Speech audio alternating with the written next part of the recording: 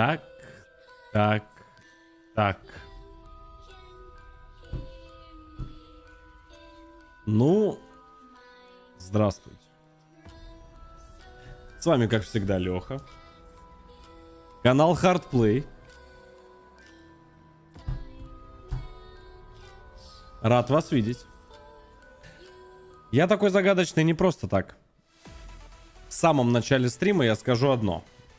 То, что этого стрима не будет на канале.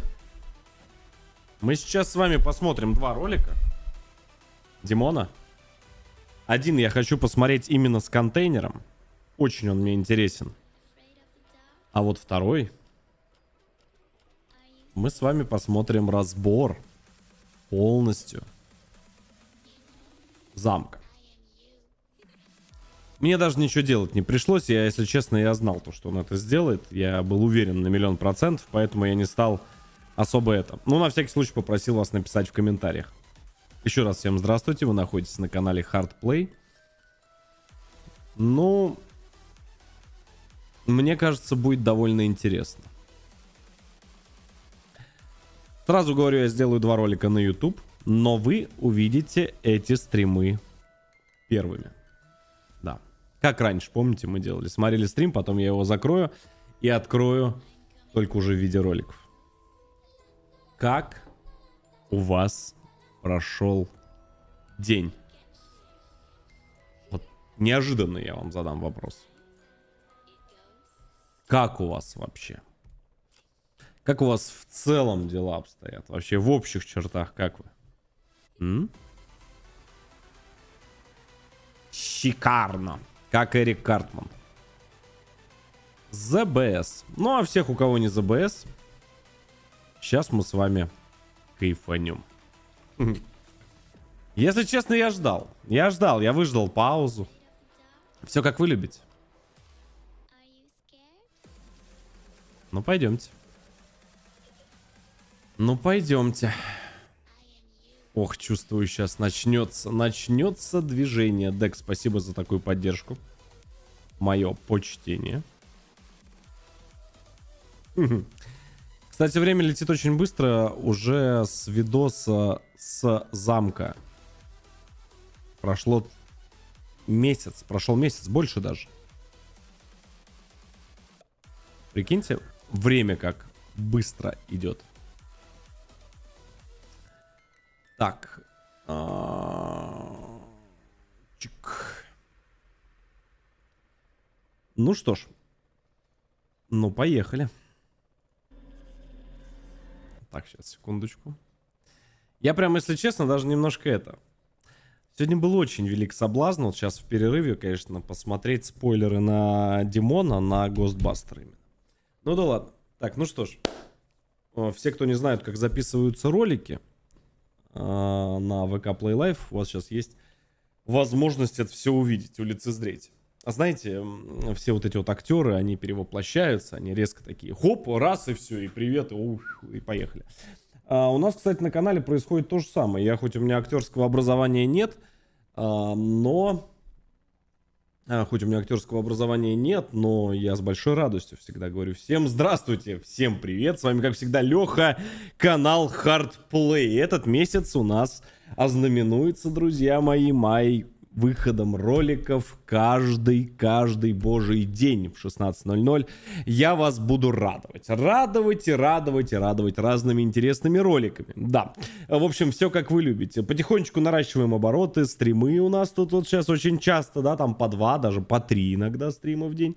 А тут, глядишь, сейчас и ролики подъедут, так что всем приятного просмотра. Мы вот как раз, кстати, на стриме. И стриму всему привет. Да. Всем привет в комментариях. Всем привет, кто будет смотреть в повторе. Сегодня я бы хотел посмотреть. Вскрыли самый дорогой заброшенный контейнер Атам. Вообще, вы знаете, тематика контейнеров в последнее время прям всех начала захватывать. Захватывать. И перехватывать, и захватывать. И вот все начали открывать какие-то контейнеры. Но я не ожидал. Я не видел до этого видосов с Димоном, что прям вот какой-то дорогой контейнер, откуда они их берут, что они вообще там находят, как бы автоблогеры понятно что. А вот что находят вот эти ребята, пока непонятно. Подписывайтесь на наш телеграм-канал, чтобы не пропускать стримы и видеоролики. Добро пожаловать, мы начинаем сразу. Естественно, лайк поставлю от себя Димону. Подписка у меня всегда оформлена. Поехали.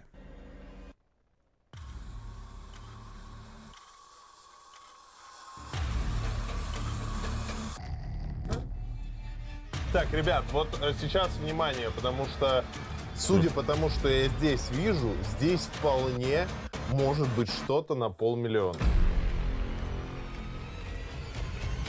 У меня ощущения были, что мы нашли джекпот. Привет всем, ребят, это Дима Масленников. Здорово. Сегодня вас ждет выпуск, где, купив обычный заброшенный хлам, мы нашли такое, что не укладывается у меня в голове. Просто приготовьтесь. Сейф. Это Мерседес? Да ладно. И вот здесь у меня глаза загорелись. Это сейф? Он хочет 500 000 рублей. Ни хрена себе. Блин! Это стоит. Эта тема с контейнерами, по-моему, пошла еще со времен, помните, разрушителей мифов или что-то типа такого. В Америках вот этих ваших есть аукционы, на которых типа ты покупаешь какие-то рандомные контейнеры, которые остаются после кого-то, и там может быть все что угодно. Если я не ошибаюсь, может быть, конечно, я ошибаюсь, но это не точно, да. Кстати, напоминаю всем, кто на стриме и всем, кто чуть позже будет смотреть видос в повторе, мы сегодня посмотрим сразу 2 ролика. То есть, если вы смотрите видос с контейнерами прямо сейчас, вот этот вот на стриме или в офлайне, обязательно готовьтесь к разбору по замку, где 3 ночи. Так что сегодня посмотрим все. Ну а зрители, кто сейчас подписаны на телегу Hard Inside, знают о стриме, и они уже на стриме посмотрят это самыми первыми. Да, вот такие мы с вами. Загадочные. Очень дорого. Ну, очень дорого. Разыграю в своем телеграм-канале. Ну вот оно. Что ж, Лук крутой. Хочу лук. айда смотреть. За всю нашу жизнь мы покупаем огромное количество вещей, которые мы складируем в шкафах, гаражах, контейнерах, и порой подобные объекты становятся ненужными Балкон. и заброшенными. Именно за ними я Балкон охочусь в дефолт. этом проекте, чтобы среди мусора найти Весь что-то мусор на балконе. невероятно интересное. Это банкомат. Я же не один такой. Оно надувается. Оно все работает. Шлем космонавт. Это аппарат как раз для пончиков. Знаю, мне Или кажется, у то, всех там что хранится стоит хлам. целое состояние. Сколько я мечтал, так сказать, хоть раз с контейнером. Мы нашей старой командой, я, Денчик Сударь. и... Ты забыл, как его зовут. Как ты давно не снимал контейнеры. Сегодня будет особенный выпуск, потому что он связан с Такой нашим тильт боем. вообще просто. Вот что там только не происходило. И вот это. Какого хуя? Олени, постоянно. И вот это. И да, и даже вот это. Как-то так.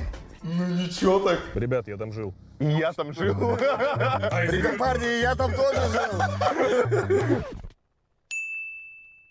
А вот я прошу прощения, те, кто смотрели все выпуски с контейнерами у Димона, я так понимаю, он не один, да, был? Я что-то как-то их задоджил. Я больше как-то по заброшечкам. А скажите, вот этот вот выпуск, он тоже, да, где-то его можно как-то посмотреть там? В комментах напишите, уж больно интересно, да? Нет, просто интересно, ну, как бы я просто для себя. То есть, ну, я просто одним глазком. Что ж, вы спросите, к чему я все это говорил про старый офис. Дело в том, что мы переезжаем на новую базу, ребят.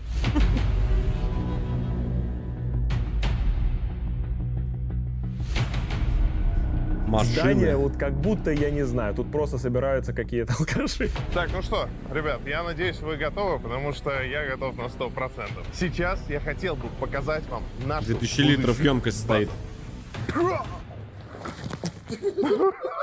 Он все упал?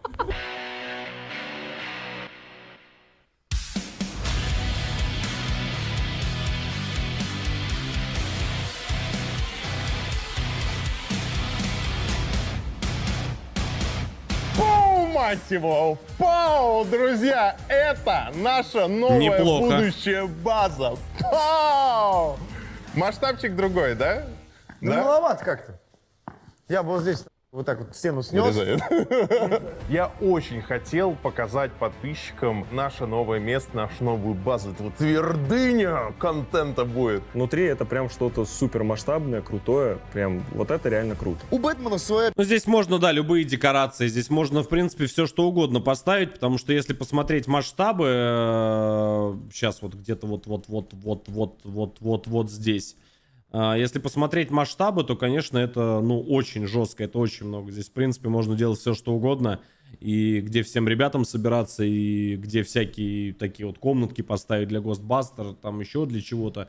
Круто, круто, очень круто. Крутое, прям вот это реально круто. У Бэтмена своя пещера есть. У Мстителей есть свое здание, вот это Мстителей. А у нас будет вот. Знакомьтесь, вот это Леша. Всем салют. Все, больше не говори. В общем, давайте в двух словах вам объясняю, что здесь будет происходить. Хозяин этого помещения сказал, что здесь раньше был какой-то автосервис, а потом здесь был что-то вроде подпольного клуба. Прошлые арендаторы, когда съезжали за какие-то долги и Подпольного прочее, клуба? оставляли кучу вещей, которые он просто сгреб в два помещения, и они здесь находятся. Я думаю, опа! Стоимость мы не знаем. Сейчас мы открываем, смотрим. И потом уже понимаем, будем брать это или нет. Рубильник включить, чтобы там свет был. Вот как сразу. два в одном. Так, ну что, вы готовы? Всегда. Вы готовы? Посмотреть. Раз, два, три. Та-дам! Ну, здесь, на самом деле, они как два в одном. Они как бы и По-моему, ролик тут кто-то снимают, и... Это наши лица в тот момент. Хочешь предсказание, что мы заработаем сегодня? Вот смотри. Ну, честно, какая-то хуйня, по-моему. Так, ну давай смотреть. Я смотрю внутрь и Ну, ничего такое. не вижу, кроме говнища. Из ценного здесь только... Хер. Да. Ну, это, кстати, стол для пинг-понга, если что. Ну, он старый. И что? Пинг-понг тоже не изменял, не видоизменялся сколько лет. Кто сейчас играет в пинг-понг? Я поиграл. Я бы тоже поиграл. Я бы тоже. Ну, я вижу здесь столы, то есть мебель для бара, как будто. Не для знаю, мы какого-то раньше кафе. играли очень часто. Нам ничего не интересного точно нет. Просто какие-то старые вещи, палки, столы, какая-то старая бабушкина мебель. Ты приходишь просто, ну, говно. Конец Говно. истории, да. Там какие-то как будто старинные вещи. Вот видишь, за спинкой стула там блестит, как будто золото. Но, может быть, подобные вещи могут стоить очень много. Если это какой-нибудь ретро или вы что-нибудь в этом роде. В клубе. Я не могу. Я на записи видеороликов редко когда отвлекаюсь на чат, но готовы? Вот прямо сейчас, знаете, что? Я даже вырезать это не буду. Ты просто сделал этот видос. Вот человек с ником Мустанг в чате сейчас, знаете, что на стриме пишет? Слышали в смуте новый патч? Я почему-то вспомнил... Ну, помните тот самый мем, когда один к другому в комнату забегает, говорит: чувак, у тебя весь рот в говне. Он говорит: а я и не спал. Да.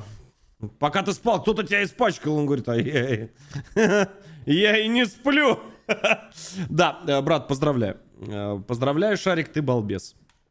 Да. Ретро. Я пытаюсь что-то сделать. Я рыскаю взглядом, и вдруг он падает на какой-то странный металлический объект. Это сейф? Тебе не кажется, что это может быть просто железный ящик какой-нибудь? Нет, это реально сейф. Сейф они долго будут скрывать. 100% сейф. Очень маленькая вероятность, что там есть что-то внутри ценное, потому что, ну, это было бы максимально тупо. Подытожим. Что у нас есть? Стол для пинг-понга, какая-то непонятная ретро-мебель, возможно, это винтаж, и это действительно стоит бабок. И сейф. Ну-ка. Не думаю. Хер на пинг-понге. Вот и все. Ну, я думаю, 1030. Твое предположение. Да честно, Дим, 1020. Звони хозяину, спрашивай, сколько стоит это все. Даем шанс этому месту, потому что мало ли там, в принципе, может лежать что-то ценное. Андрей? Да не, ну хорош, но при переезде никто не будет бабки, ценности или еще что-то оставлять в сейфе. Ну давайте будем реалистами. Оставить какой-то хлам, да. Если бы это была винтажная мебель, ну... Хз... Может быть, она что-то стоила, но при продаже, естественно, ценник будет копеечный, ибо этого хлама везде навалом. Поэтому, ну, такое. Здравствуйте. Под вопросом. Сколько? Я перезвоню вам. Судя по его лицу, нет. Подожди, не говори. Давай так, подожди. Мы сейчас попробуем. В ахуе, чувак. 100 тысяч. Больше. 150. Больше. Он хочет 500 000 рублей. За что? Там в сейфе должно 490 лежать, тысяч минимум.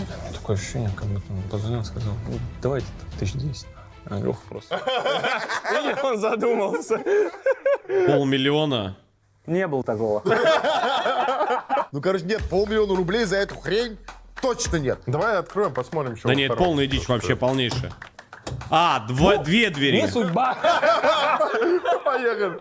Две двери. Леша, ты что стоишь? Ключи принеси, пожалуйста. Сейчас. Так, по ключам. Мы искали, не можем найти. Неси болгарку. В смысле? Да в жопу. Это мы арендовали это помещение. Я срежу нахер дверь сейчас. Неси болгарку! Неси болгарку. Неси болгарку. Я бы тоже так сделал.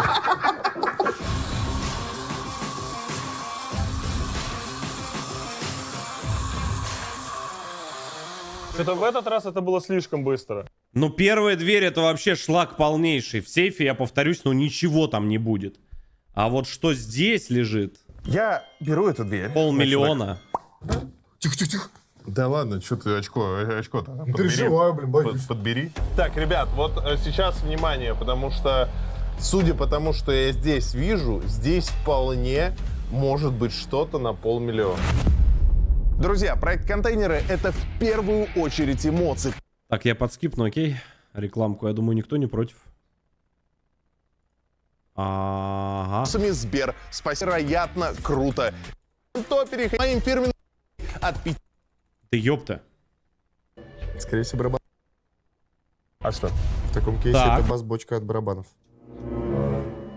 Скорее всего, барабан установки, потому что, видишь, сверху меньше, чем шина, это как раз-таки похоже на малый барабан, либо том. Барабанные установки, они хранятся в чехлах особых, которые я сразу же везде узнаю. А, стоп, подожди, вот, видишь, под черной тканью колесико какое-то. Я знаю, что это, Что это, что это? Это, скорее всего, гитарный стек. Как ты понял по этому ебаному колесику, что это гитарный стек? Потому что рядом барабаны стоят, очевидно. Если это музыкальное оборудование хорошего это может производителя, дорого то оно стоить. может Очень дорого. Ну, очень дорого. Ребят, вы, на самом деле, я просто проигнорил все, что вы сказали, потому что я кое-что увидел, от чего я Но охренел. 500 000 чувак на бывшем хозяине хочет скинуть по факту хлам на 500 000. Можно я не буду вам это говорить? Вот сучонок. Тут что-то дорогое есть? Ну, тут есть что-то такое, что по моей большей тематике, скажем так. И не говорит самое главное. В любом случае, здесь куча всего, что может Дилдо. стоить 500 000. Вполне. Давай, может, попробуем хотя бы, блин, скинуть чуть-чуть. Леш, позвони, пожалуйста, ему, скажи, мы готовы забрать все. За 490. За... 250 попробуй, если скажет, там поторгуешь. Давай 400. Какие? Ну, 400 Ты умеешь давай. торговаться вообще? Ты точно проект? Ну, он 500 говорит. Скажи 250, половину. Пускай он предложит еще новую цену. Ну, скажи за 300. Сейчас узнаем. 300 моя любимая.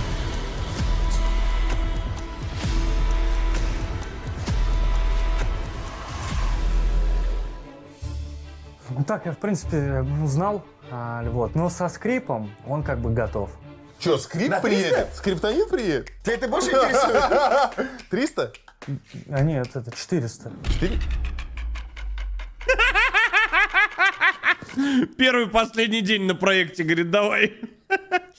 Молодец, говорит, парень, в принципе, неплохой. Новенький был на нашем проекте. Больше его нет. Никто не видел.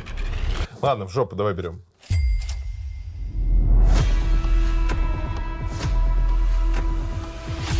Да ну нет. Что ж. Айда смотреть. Ну что, понеслось говно по трубам. Это может быть весьма интересная вещь. Дилдак. Это фонарный столб. Фонарный стул? Эти, Блин, стол- ну, мне кажется, он не Столбы стоит на зря. этом стоят. Да-да-да. Рамки. Как тебе такое? Обожаю. Вот начинать с самого вкусного. Давай хер вытащим.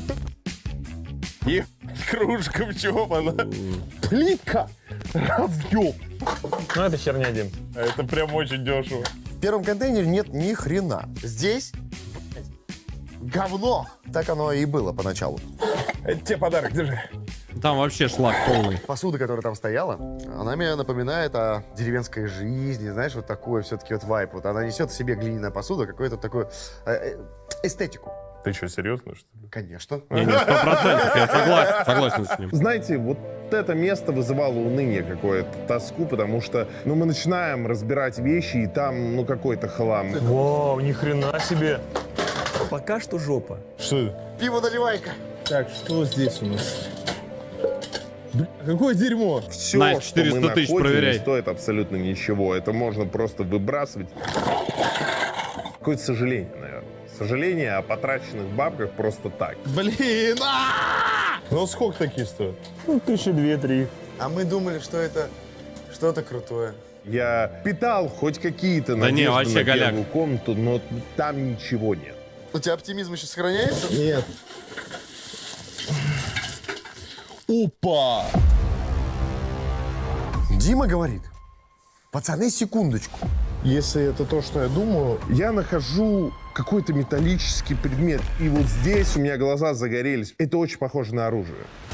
Это не бутафорское, ребят. Это действительно холодное оружие. Да это просто этот, господи, как реквизит типа того. Тут символика масонская. Бонжур. Бонжур, мадам. Не зря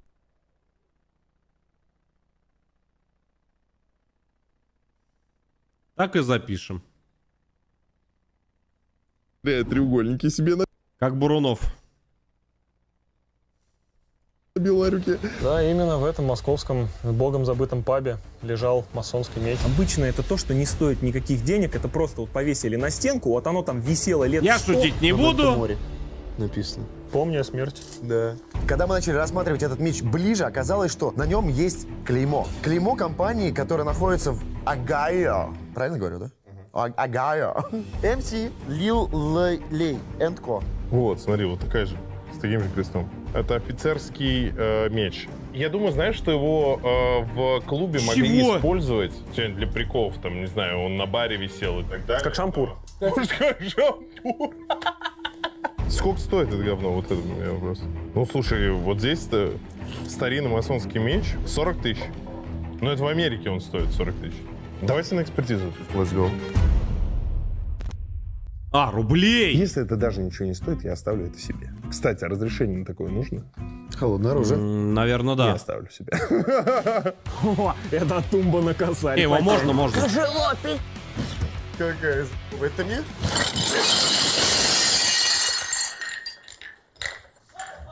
Я сразу вспоминаю, как на последнем звонке у нас дали парнишке ящик пива нести. Вот один в один такой же звук был. Я с этим парнем, конечно, редко сейчас, но общаюсь, и каждый раз ему не забываю это вспомнить. Каждый божий раз я говорю, ты понимаешь, что ты вообще наделал? Ты понимаешь, вот, ну как, ну ящик пива разбить, но это же просто, это вандализм. Это ужасно. Я этот звук вот до сих пор помню, вот такой же. И он стоит. Я сейчас все докуплю. Да, конечно, докупишь.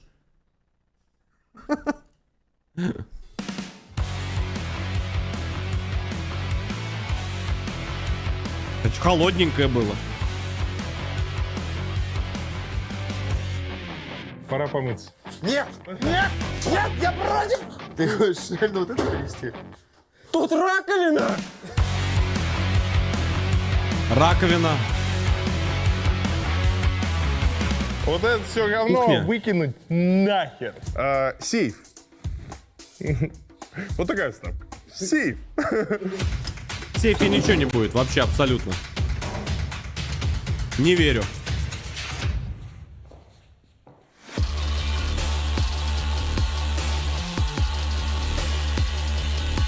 Давайте объективно. что может быть внутри сейфа, который лежит в открытом помещении где-то в жопе. Да ничего там не будет. 100%, 100%, 200 даже Я процентов. так скажу, он был под замечательным проктологом. Он?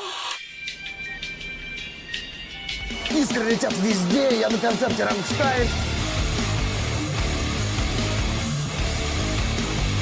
Все хорошо, духа в голове, там это самое, Вячеславыч. А по итогу крышечка падает и... Ничего. Вангую. Ну там было опасно. Значит, открываем мы этот сейф. По-моему, с другой пустая. стороны. Ну, потому что мы тупые. Ну вот. Так, ну что? Что-то лежит. Слава богу, что он был не пустой. Что-то там находилось, а вот это уже интересненько, потому что в сейфе, ну, не просто так вещи хранятся. Слушай, там что-то есть. Там книга какая-то. Книга. Дело всей жизни. Вот можно я достану? Пригласительный билет в Московскую государственную филармонию. Идем на Так, Чайковского. годов каких-то, я не знаю 50. каких. Знаете, какого числа билет? 2 апреля 1951. Вот такой билетик в филармонию, пожалуйста, на 2 лица. Как мне известно, такие билеты стоят на самом деле денег, потому что коллекционеры готовы отдавать за те или иные билеты на какое-то особое мероприятие большие бабки. Ну, может быть, что-то Друзья, стоит, но... А тем временем мы приехали в сделано в СССР. Мы уже с ними созвонились, сейчас нас ждут. Фу, блядь, мы уже с ними созвонились, нас уже там ждут, и сейчас мы как раз таки узнаем, сколько же это все стоит. Вот это вот жиза на съемках. Знаешь, когда хочешь какую-нибудь концовку снять или еще что-нибудь, просто начинается пенная вечеринка. Вот, вот эти вот элементарные фразы уже выговорить не можешь. Жизненная тема. Какую-то ценность. А я иду, шагаю по Москве, и я пройти еще смогу. Соленый тихий океан, и тут... Блин, ну что там может иметь ценность? Книга вряд ли. А вот билеты, 51 год. По-моему, все, что свыше 50, да, лет считается раритет. Ну, косарь, 2 косаря. Ну, не будут они стоить. Да не, хорош. Валерий. О, привет. Здравствуйте. Здравствуйте. Я так смотрю, вы нас ждали. Добрый день. Смотрите, у нас находочки есть. Так. Расскажете нам, что здесь к чему? Ну, я не знаю, давай посмотрим. И вот начать хотелось бы вот с этого. Билеты подобного характера. Ага. Вот у нас есть билеты. Очень многие люди коллекционируют именно билеты. Они не очень дорого стоят, я вам точно говорю. Ну, по 300 хотя бы. Билеты. Люди билеты коллекционируют. Чего? Что? Окей. От лимонада крышечки знаю, кто коллекционирует. Марки, всякие ордена, там еще что-то. Знаю людей. Билеты. То есть я сейчас в 36 лет узнал, что есть люди, которые, мать его, коллекционируют билеты. Монеты, да, ну, конечно, знаю. Но билеты... Окей, ладно. Спасибо, кстати, за лайки. Я фиксирую 3000 схода. То есть тема вам как бы, да? Ну, то есть вот эти вот фан-стримы, да, можем так же сделать. Я сейчас начну. Все как вы любите. Все как раньше. Так уж и быть, ладно. Я это учту. 10 тысяч наберете, там, глядишь, и фан-стримчик также запилим. Спасибо. Приятно, приятно. Года идут, а вы не меняетесь. Молодцы. Хвалю. Ну да. Так, По 300 да. уйду. По 300. По 300 рублей. Фабрике Кунстлер. На бензин, на дорогу, на похавать 100%, да, 300 рублей. Маппе. Констермаппе. Неужели Земан, это покупают? Берлак, Лейпциг. Тут что, планы Третьего Рейха, что ли? Илья Репин. Стоп, Илья Репин? Слушай, это книга про Репина на немецком. Прям репродукция, все. Там Сейнсфюрдикатен написано и так далее. Это прям Так, слушайте, вот это надо точно отправить куда-то посмотреть. Я не шучу, Вот я смотрите, молчу просто. что я вам хочу сказать вообще насчет альбомов. Да, он там имеет свою какую-то определенную ценность, но она не сильно высока. Потому что если раньше это было «Открыл Лев Толстой», посмотреть на него, ты же не можешь да, там ща в попасть инете. куда-то в Эрмитаж там, или еще куда-то, то сейчас ты можешь зайти, набрать любую картину, посмотреть ее со всех сторон в 3D. Ну, то есть, ну, хотя бы 500 рублей. 500 рублей стоит, даже больше. Я думаю, под 1000. 1000. Да.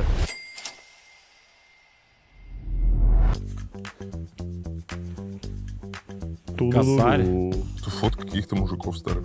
В моем семейном альбоме всегда не хватало одной фотографии. Ребят, тут в папке вот так Лиета номер какой-то находится вот просто водка. Просто папка, которая открывается, и там одна фотография. Кого-нибудь узнаете на этой фотокарточке? Я как следователь какой-то. Не, никого не узнаю. Незнакомый, да, лицо? Да, нет. Человек умер, а дело его живет. Это билет МММ. О, я видел такие один раз. Да, реально.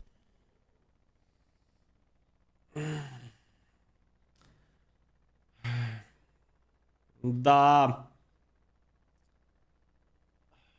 Дело, говорит, его живет. Ну, отчасти ребята правы. Да. Я бы знаю, кто его узнал. Пол Советского Союза, да? Офигеть. Билеты МММ. Лучшее вложение ваших денег. Ой, ну реально, у него на билетах его лицо было? Да. Ну, он посмотрел, да. как все делают, и так же сделал. Да, у меня таких много. МММ, да. Целый с- чемодан, с небось. Мавроди. Ну, много их, да, на самом деле. Кстати, тоже востребованы, там рублей по 100, все равно. А, 100 рублей? Да. Смотри, так, папка. Если то, о чем я думаю. Да, это папка, сударь. Ленинградский завод, мелодия, миньон. А если там пластинки, это может прям вот стоить денег. Мгм. Указ. Указ. Я думал, понял, в Что папочках пластинки. Президент Российской Федерации. Что? Вот-вот, блин. Да нет. Смотри. Да нет, это распечатка. Да нет. В этой папке находится нечто, что вызывает у нас очень большие вопросы. И мы крайне надеемся, что вот это может окупить нас. Это чернила, чел, они размазаны. Вон, смотри, в уголках можно разглядеть, как размазалось чернила. Либо у нас сейчас в руках Есть под Оренбургом фант. Пойдемте, говорит, я вам покажу. Сейчас, говорит, досконально разберемся. Там буквально до Оренбурга недалеко надо доехать. Там рядом. Да, говорит, бумажку нашли. Да, молодцы, поехали. Первая группа секретности. Или совсек. А ну, говорит, да, буквально, да, одним глазком. Да, проходите, пожалуйста. Молодцы, говорит, ребят, давно мы ее искали. какая-то паль, либо документ за подписью Ельцина. Ну а теперь... У меня, честно говоря, как в детском мире глаза разбегаются здесь. Потому что все интересно, все хочется пощупать, но и таскать здесь просто до хера. Тише, не раз. Смотри, новая абсолютно колба для кальяна. Их тут 3 штуки. Слушай, за кальяны мы чисто нормально заработали. Короче, судя по тому, что они выносят, всякие вот эти вот кресла, диванчики, кальяны, еще что-то. Там, короче, что только не было в этом заведении. И, видать, кальяшечка какая-то была, и какая-нибудь кафешечка, еще что-нибудь. Так что, ну, все подряд, как говорится. Хотя, может быть, и был и склад. Но, судя по лору, то, что Димон сказал, наверное, вроде бы как похоже на то, что было заведение все-таки. Может быть, какие-нибудь вечеринки устраивали, судя по каким-то маскам и всему остальному. Ну, хрен его знает.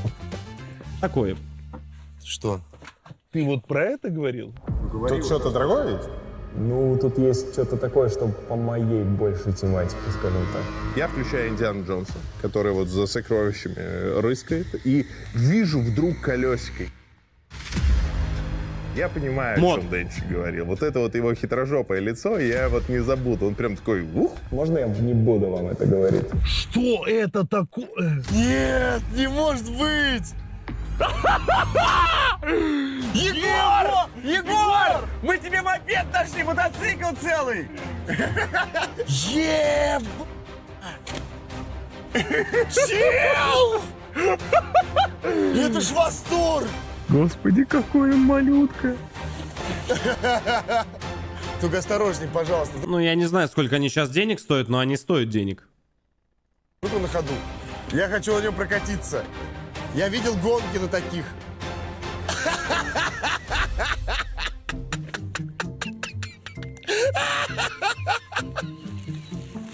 Блин, он выглядит слишком круто, Дим. Мини-дырчик. Слушай, я понимаю, почему 500 тысяч. Сколько такая херня стоит? Не-не, он Блин, денег я никогда стоит. не думал, что Это я буду будет стоить. мотоцикл в руках носить. Это как будто ребенок мотоцикл, знаешь, такой, он может в Ямаху и вырасти. Он как газонкосилка заводится? Ну да. Серьезно. Маленький мотоцикл. Он, кстати, мотор от едет. бензопилы. Что может быть лучше? Так он еще и, по-моему, новый. Давайте так, это стоит денег, если это работает. Да. Стоит 100%. Зелененький. Вообще его можно любым цветом сделать на постпродакшн. На счет 3. 1, 2, 3. Охренеть.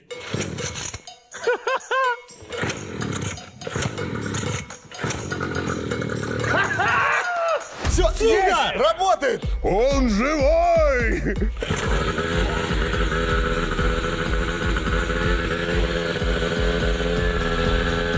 Мама моя! Пошел!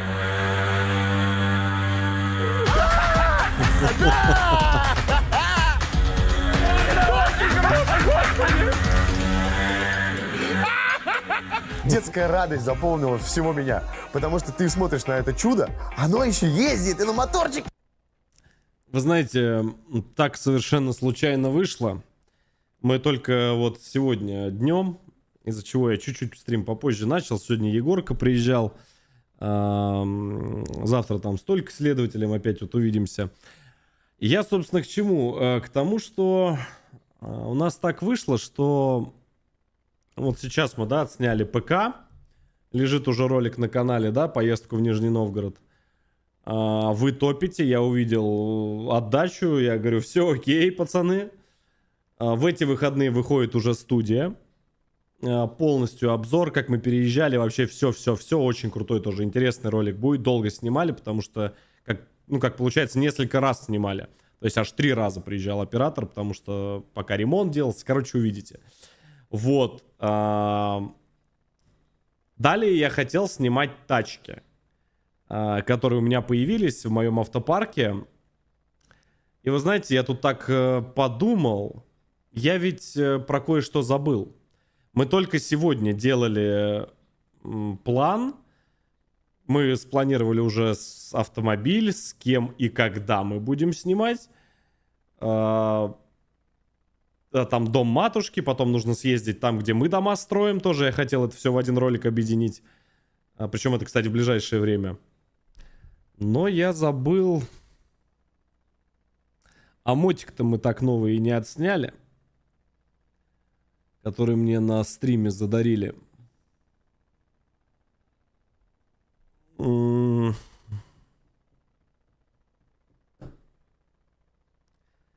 А ведь мы его выкатили с Олежкой в эти выходные. Это Kawasaki H2, да, SX, который. Ага.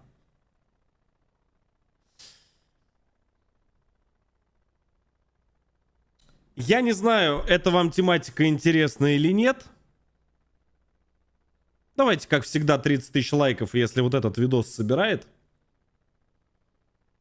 И вы напишите просто в комментариях, интересно или не интересно.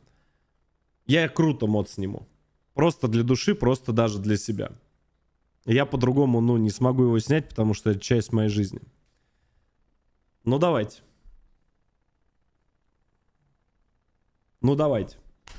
Я забыл, честно, про мод. А ведь у меня все готово. Он полностью весь готов. И экип, и все готово. Даже часть ролика в Питере мы тогда снимали, когда покупали. Мое почтение. Посмотрим, насколько вам это интересно. Забыл?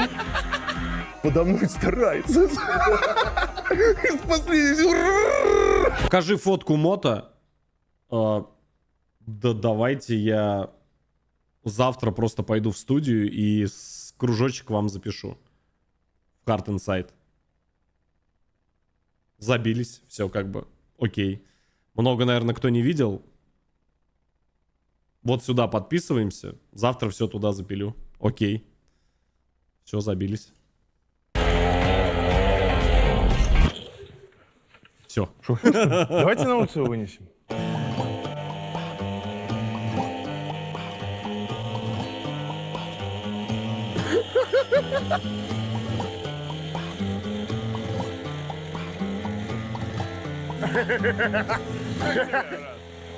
Особенно мне понравились лица мужиков, которые вот из доставки едут и такие, вау. Че, махнемся, может? Не бензиновый? Не-не, там бензин. Бензиновый, да, брат? Представь, как козырно будешь доставлять. Можно ссылку на ТГ. Да Так, вон, стоп, просто найди. важный момент. Вот это шикарный Либо в мотоцикл описании. я разыграю в своем телеграм-канале. Ссылка будет в описании. Обязательно подпишитесь на этот телеграм-канал, потому что там будет много всего интересного. Ну, Кстати, мы тут совсем недавно, буквально вчера, разыграли Apple Watch и наушнички, AirPods. И у меня, если честно, идеи закончились. Мы разыгрывали ноут, мы разыгрывали часы, мы разыгрывали, вот получается сейчас наушники. А что еще разыграть? Что следующим розыгрышем будем делать? 1100 бюджета.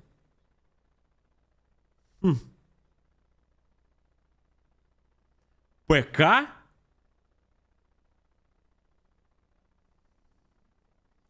Ну, при учете того, что у нас все-таки появились технические партнеры,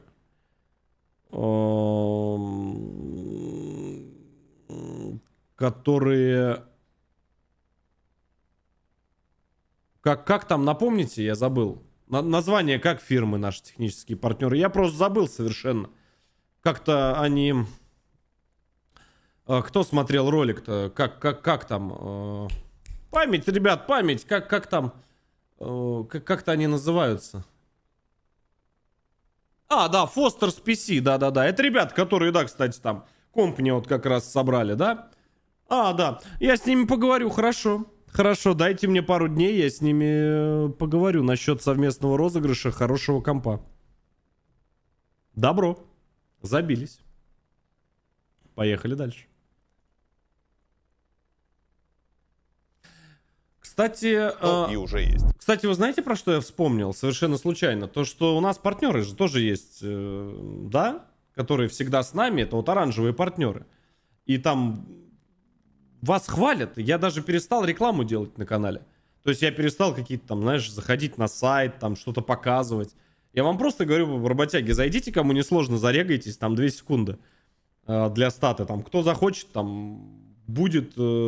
что-то делать, кто не захочет, тот не будет. Да, что-то там связанное, да, там с вот этими фрибетами, там еще что-то там зашел, закинул там до 3000. Я не шарю особо, ребят, я не разбираюсь, но я знаю то, что, да, вот по первой ссылочке, да. Да, недавно на Баварию поставил. Вот такие, ребята, вот такие. 4-1. Десятка. Ушла гулять. Да, вот так вот. Мне очень понравилось, как играли. Да, красная карточка. Кто, я говорю, получил красную карточку, он, я не знаю, жизнь, наверное, свою поставил на то, что будет красная. Ну так вот, в общем, переходите, да, регайтесь. Спасибо вам всем огромное. Все, поехали дальше. Ну так, ребят, либо у нас сейчас в руках какая-то паль, либо документ за подписью Ельцина. Не знаю, вот подпись, Опасно. мне кажется, все-таки напечатана. Там не было такого, что вот прям вот ручкой. Все, черная и черная подпись. Мне кажется, это распечатка какая-то. Прошу. Не томите. Маэстро, вот. Не томите, да. Я думаю, что распечатка. Ну, в принципе, как я вам и говорил, единственное, что это, скорее всего, ксерокопия. Ксерокопия? Да, я так думаю.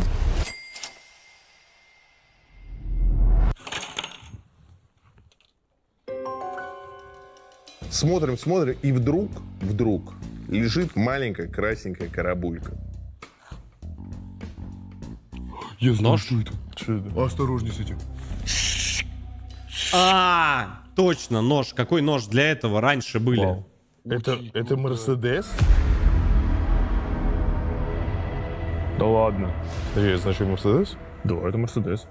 Прикинь, Мерин в сейфе. Это значит, что вполне это может стоить денег, потому что компания Mercedes выпускала... Вот это может стоить очень дорого. Прям очень дорого.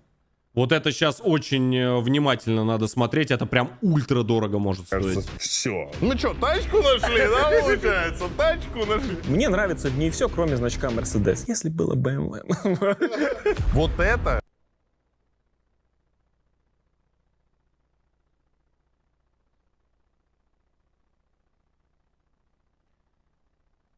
Что он сказал сейчас? Подожди, показалось, что ли? Показалось, наверное. С виду ты парень неплохой. Ну-ка еще разочек, можно? Выпускала, мне кажется, все. Ну что, тачку нашли, да, получается? Тачку нашли. Мне нравится в ней все, кроме значка Mercedes. Если было BMW.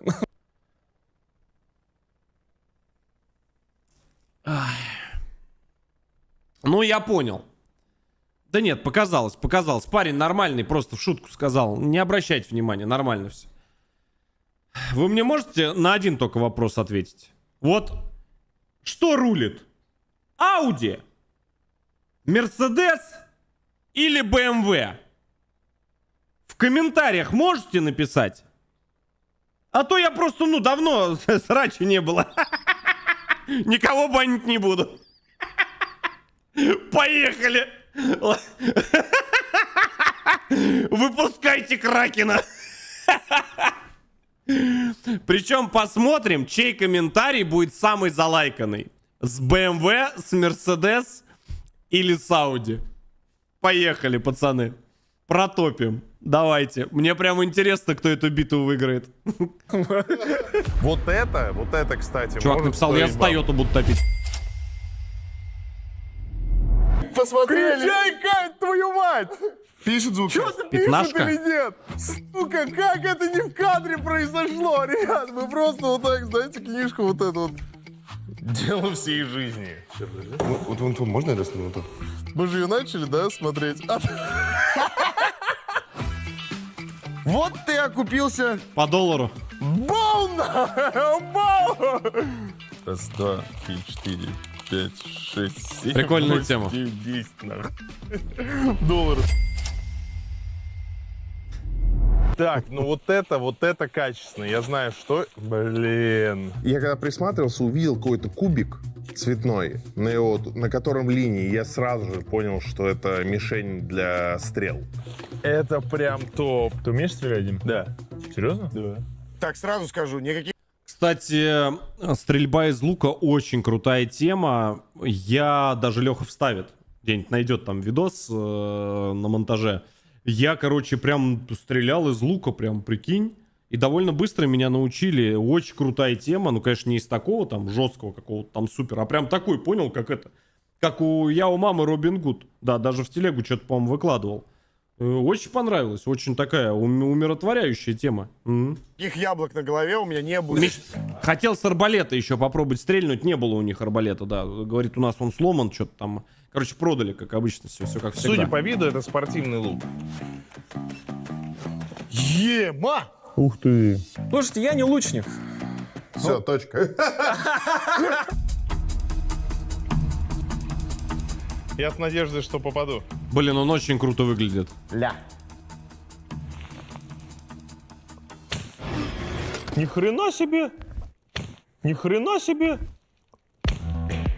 Ни хрена себе. Она в стенке осталась. Охренеть. Больше так не делай. Слушай, насколько она зашла?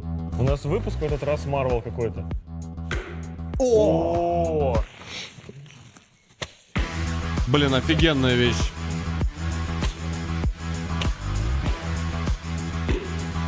С оружием. Я не умею, ребят. Ну откуда мне уметь? Откуда? Вы вот многие, сходи в тир, там, попробуй. Ребят, я оптимист, пессимист она... Я не могу, мне страшно становится. Я вижу, все, мне дурно сразу. Все сразу трястись начинается в руках. Ребят, я в писарем отсиделся, я не шарю за эту тему. Да, писарем, я не знаю, там контракт прошел, как говорится, и ладно, уже это дело прошлого, да.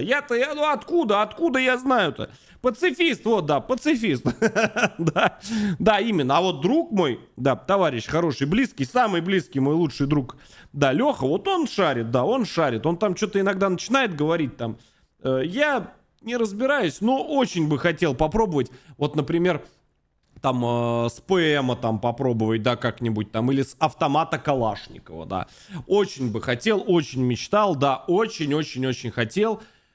Но пока, ребят, никак вот я не осмелюсь, конечно, да, прийти в тир, потому что, ну пока что очень очень страшно, да. Но Леху могу позвать, да, он что-то там он может, там где-то что-то... Это покажет, наверное, что-то, не знаю. Ну, он такой у меня с прибабахом, да. Все, слушайте, это очень качественно. Сколько такой лук может стоить? На данном этапе разбора Мне нужен контейнера такой меня лук отвлекло. срочно. Да, здесь есть дорогие и ценные Просто вещи. подарите Не мне просто такой лук, он так. мне нужен. Хозяин помещения за них ставил 500 000 рублей. Брат, в таком кейсе не шины. А что? В таком кейсе это бас-бочка от барабанов. Вот это дорого может быть. Музыкальное оборудование, это очень дорого может Что ты быть. там нашел? Чувак, ну я вижу музыкальное оборудование. Что там, пульт был? Самое главное, чтобы оборудование было рабочим. Я не разбираюсь в оборудовании, но я тебе могу сказать, что это стоит просто. Ну, откупорь, покажи мне. Я убираю всю эту черную ткань, и я такой, Excuse me. Если это хорошая модель Тамы, она стоит очень много денег. Ну вот оно то, что я ждал вообще, очень ждал. Да, кстати, друзья, не забывайте подписываться Это на канал. Идем к 3 басовый. миллионам. У меня ощущения были, что мы нашли джекпот. Это стоит. Но это точно до очень хера. дорого. Брат, смотри. Ёб! Ну это просто забейте. Это... Честно, я даже не представляю. Я просто даже, у меня в голове не умещается, сколько это стоит. Я теперь понимаю, почему он полмульта схватил за это. Он попросил очень мало. Это стоит просто обосраться. Я просто не так шарю в Там музыке. дискотеки, что Я ли, увидел, какие-то да, были? Музыкальные инструменты, круто. То есть это...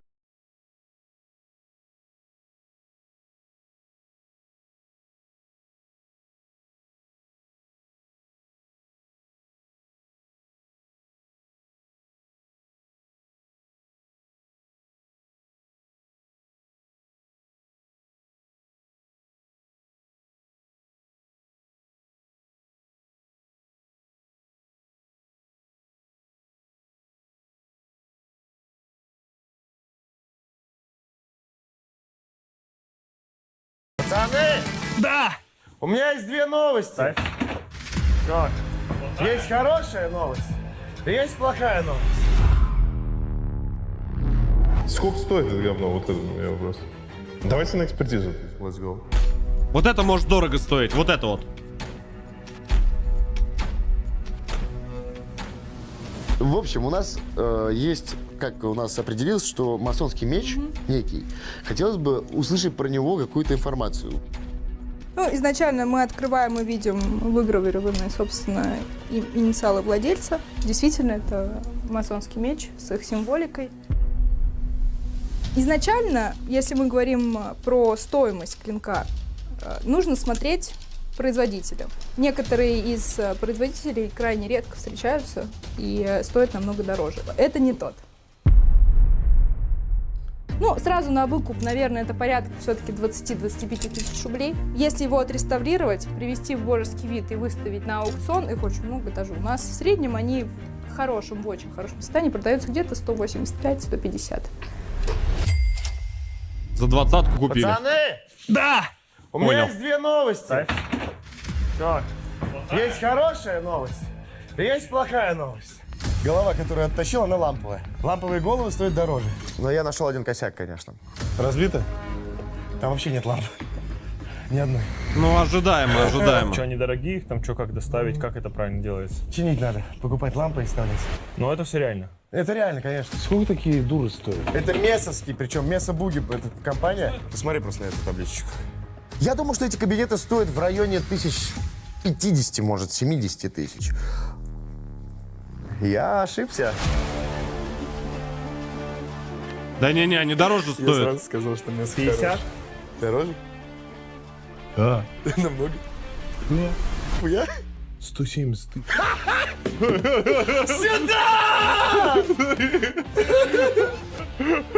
Вот это одна херня стоит 170 косарей новая, ребята. У нас там как минимум 2 таких. Еще один Месо? Да, вот ровно Но такой это же новое. Но когда пришел Аркадий, все резко изменилось. Я думал, что там за желтая хероборина лежит. Мы думали, это батут. Нет. Дима, нет. Лодка. Но это еще лучше.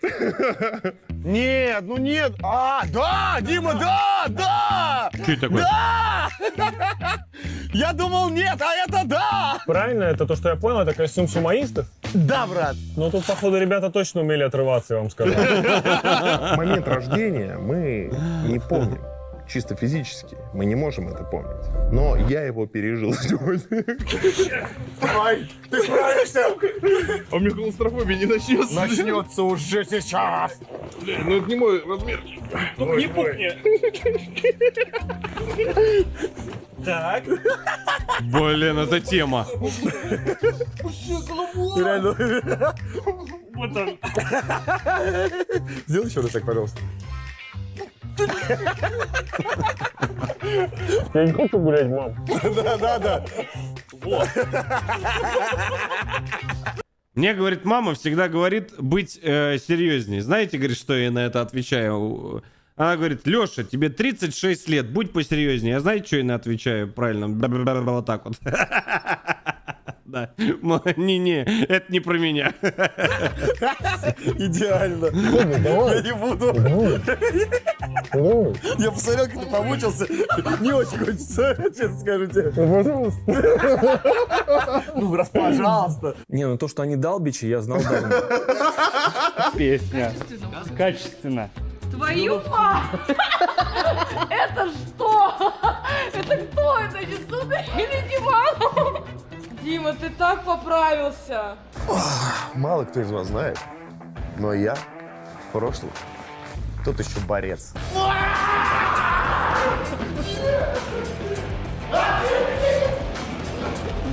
Тихо. Это очень странно. Считайте, дайте еще кто-нибудь.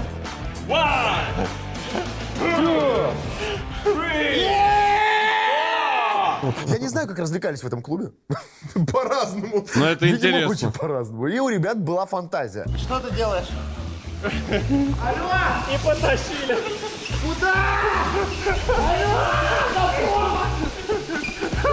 Я понял. Очень круто. Очень крутые эмоции, но очень жарко. Очень жарко. Акушер, вы чё? Это самая тупая идея, которая была сегодня. Но когда пришел Аркадий, все резко изменилось. Че нашел? Аркадий. Ламповый басовый усилитель 373 тысячи. Я думал, это голова. На Авито по 170 царей осталось найти на него лампу. Сколько? 370 тысяч за одну установку. За одну установку. Вот это стоит 170 тысяч. Там еще 3. Чуваки, давайте все вынесем и потом посчитаем, сколько это стоит. Погнали. Что тут за сцена была? Что такие кабинеты? Мы точно в плюсе. Сейчас только стоит понять, насколько... Если даже учесть то, что это все БУ, прям глубокое БУ, но мы это в очень плюсе много. в данном случае. Ну это джекпот. Можно уже просто стопать. Гитаристы, и дальше не пацаны, смотреть пояснительную то, что там бригаду лежит в комментариях абсолютно завезете. полностью, потому что это стоит уже 300 тысяч одна коробка. Таких Бабки, бабки, бабки!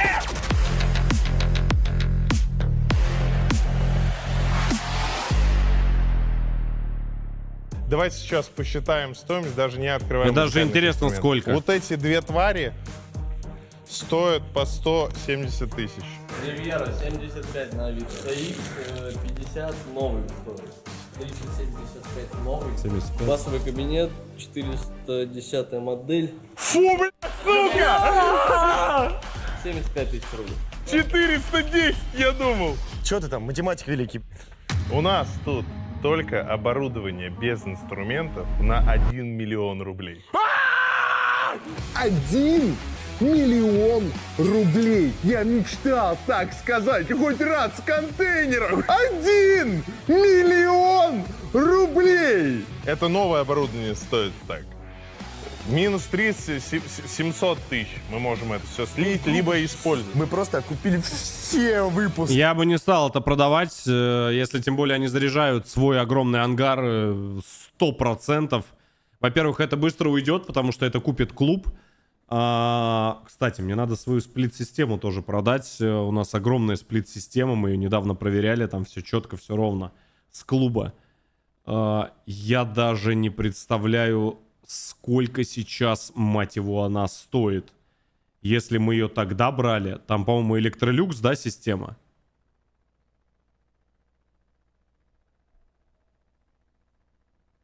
Сколько же она сейчас-то стоит?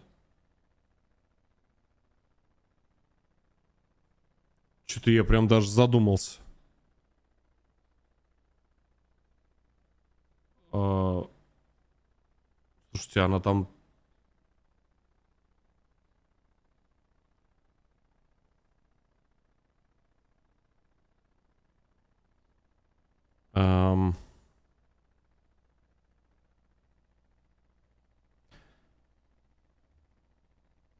Вы, то есть, хотите сказать, что там в районе 1,5-2 миллионов просто лежит...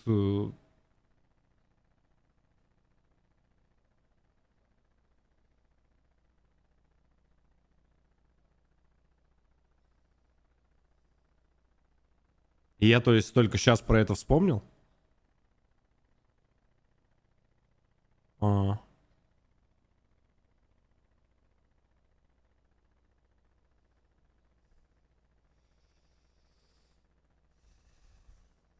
Ну да.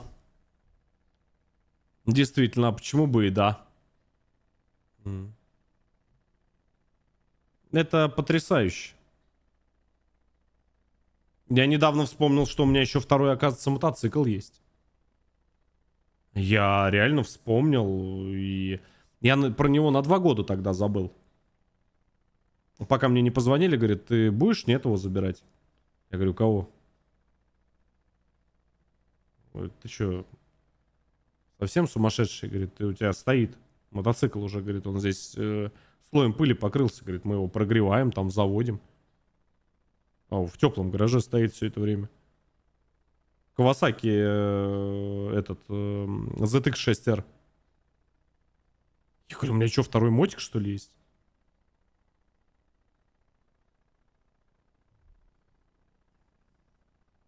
Ну ладно.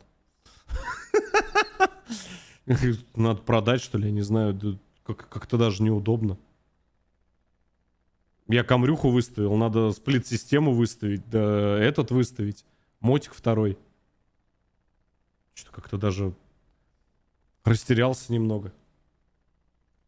Все выпуски контейнеров. А, подожди! Ты еще барабаны не считал.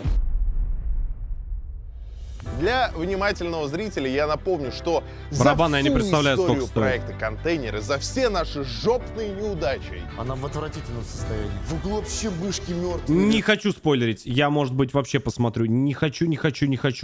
Прям очень большое желание пересмотреть. Пересмотреть контейнеры. Ну слушайте, здесь, наверное, все, да?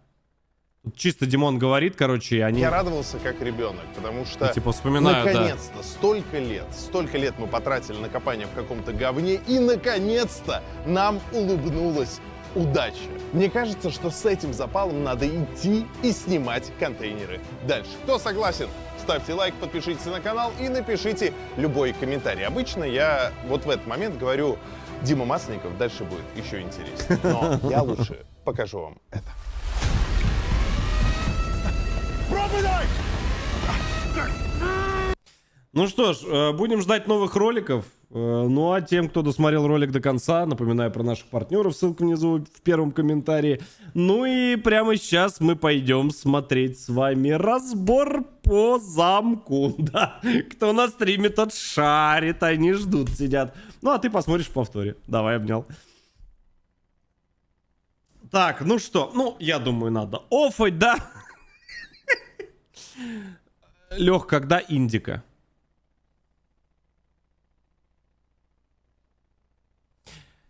Ты вот мне скажи, тебе вот шамарнуть или луцнуть?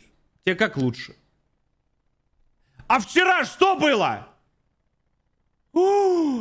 Не подписан на телегу. Зашквар. Зашквар. Все понятно. Все понятно, все ясно. Какой хромакей? Рыбки плавают живые. Вон.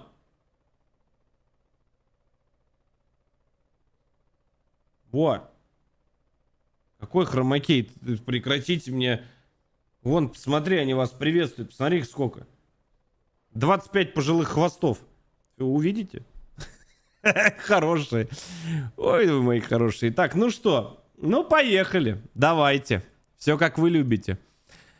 Ой, сейчас разбор. Вот эти страшилки на ночь глядя начнутся. Сколько? 5000 лайков за час? Это типа сердце. Да. Так, ну что? Ну давай. Ну давай. Могу. Шавнем. Да-да-да. Недавно играли. Так, ну... Поехали. Так, ты поставил? Нет, давайте на 6000 тут начнем смотреть. А то вы что-то расслабились у меня. Пьяненькие, да, там эти... Лежит там этот... Давай, мой хороший, это, прокочегарь как следует. Ну-ка, давай-ка там это... Я знаю, что, ну, ты у меня уже вырос, не до лайков, но разочек-то можно, нет? Папки-то накинуть. Нет, ну, я не знаю, конечно. Сколько там сейчас уже? Уже 5,1. 5,1. Ну, не знаю. 5,3, ладно. Ну, 5,5 и начинаем, да, ладно, это в кредит, в ипотеку, да? Ну, пожалуйста. Ну, пожалуйста. Один раз и все. Ну, один. Ну и все. Ну мы же на ютубе здесь 5,5. Все, фиксирую. Все, пойдем смотреть. Все, могу. Спасибо, мой дорогой, спасибо. Спасибо за поддержку. Просто YouTube вот это любит. Я 8 лет уже сижу, клянчу. Я говорю, пожалуйста, ребята, да поставьте лайк, подпишитесь на канал, да. Спасибо, мои дорогие, спасибо. Ну давай, могу. Так, ну пойдем смотреть разбор, да, пойдем. Могу, да, сейчас разбор здесь пойдет. О, да, мой хороший, давай. Ой, или спатеньки пойдем. Как ты считаешь? Или спать, или... Так, тихо, меня не сбивайте. Мне надо записать ролик. Я же все-таки серьезный человек. С чего начнем? Надо с чего-то начать, чтобы осталось это, да. С чего-то надо. Ну, с чего? Всем привет. Нет? Вот это нет? С чего начать? Быстрее, дай мне идею. Дай идею. Идеи закончились. Идеи за столько лет закончились. Ну, быстрее фразу, с которой начать. Ну, останется. Ну, реально начну сейчас. Ну, давай быстрее. Ну, какая?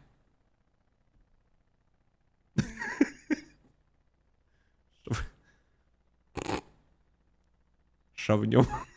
Могу, давай. Народ с ума потом сойдет, будет в повторе смотреть. Ну что ж, шавнем, дорогие друзья. Не знаю, что бы это ни значило, но чат сказал так вот сказать. Не знаю. Кто смотрел Индику, он недавно проходили игру. Что они говорили, зачем говорили, так и не понял, но очень интересно. Итак, мы с вами сегодня с ребятами вот на стриме, они самые первые смотрят, потому что подписаны на наш телеграм Heart Inside. Вон, вверху как написано, да.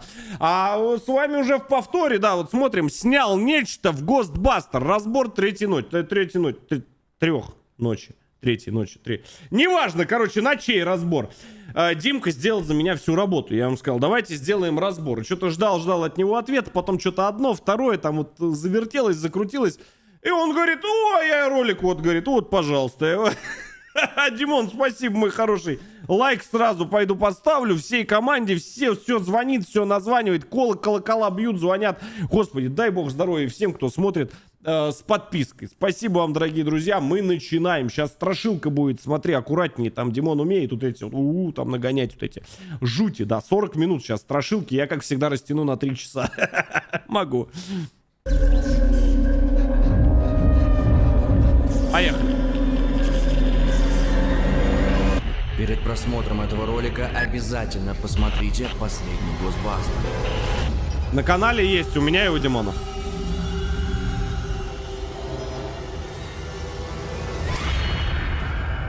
Наш мир пропитан тайной. Люди ищут следы неизвестных цивилизаций.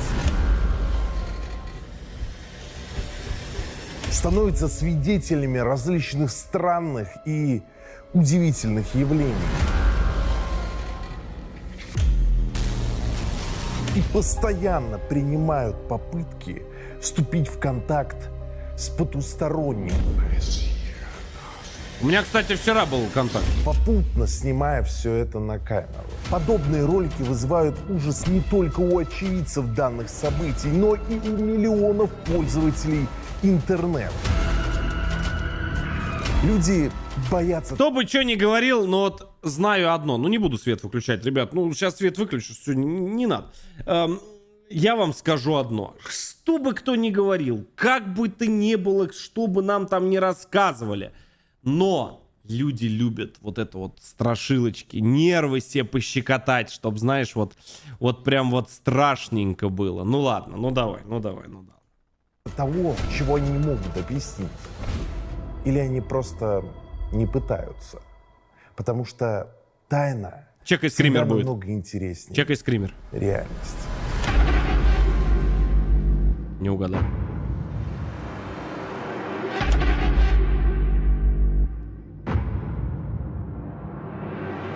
Вот это видео в сети окрестили призрачным котом.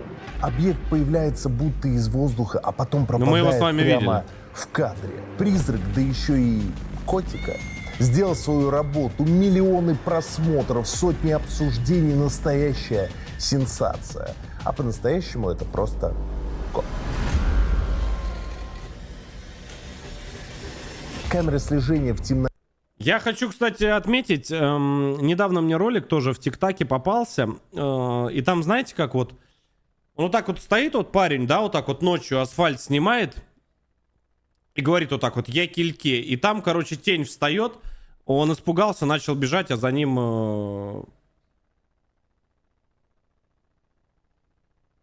ну, этот... Ну, ты понял, бежит, говорит, да не бойся, это я.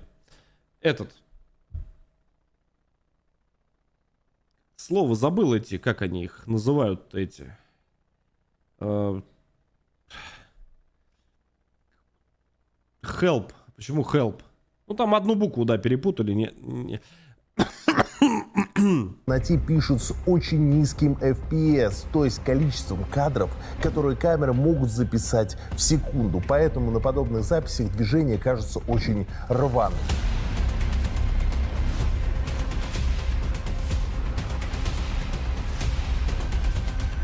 А если движение происходит еще и очень быстро, то камера просто не способна их записать, либо записывать с очень большим шакальная, смазкой. да-да-да. Вот пример подобного видео, но уже с человеком, который в сети сразу же нарекли призрачным.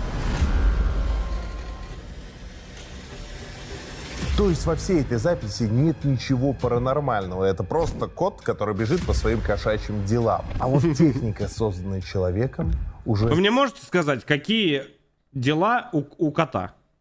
По каким, вот Димон сказал, по каким он кошачьим делам бежит? Я спать ночью не буду спокойно, пока это не узнаю. Скажите мне, по каким он кошачьим делам бежит. Мне это очень нужно. Напишите в комментариях, и все. И прямо сейчас возьмите и напишите.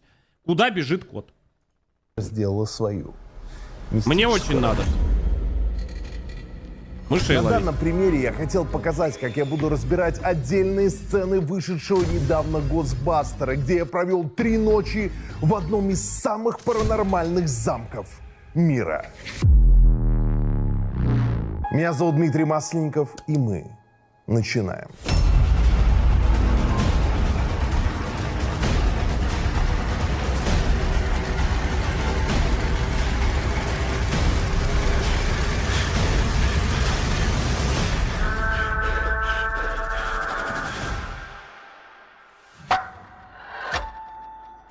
Это были 3 невероятно страшные ночи. Мы начнем с самых простых моментов, постепенно переходя к тому, что действительно сложно объяснить.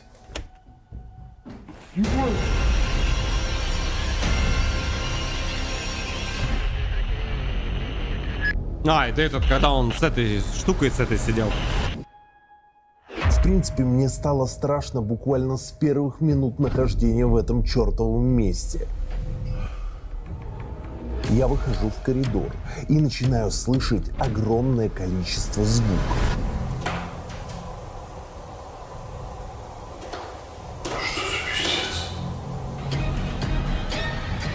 Самое жуткое то, что я смотрю вперед, слышу все, но ничего не вижу. Передо мной абсолютно ничего нет, а звук настолько громкий и четкий, что создается полная иллюзия, что прямо передо мной кто-то есть, стоит. да.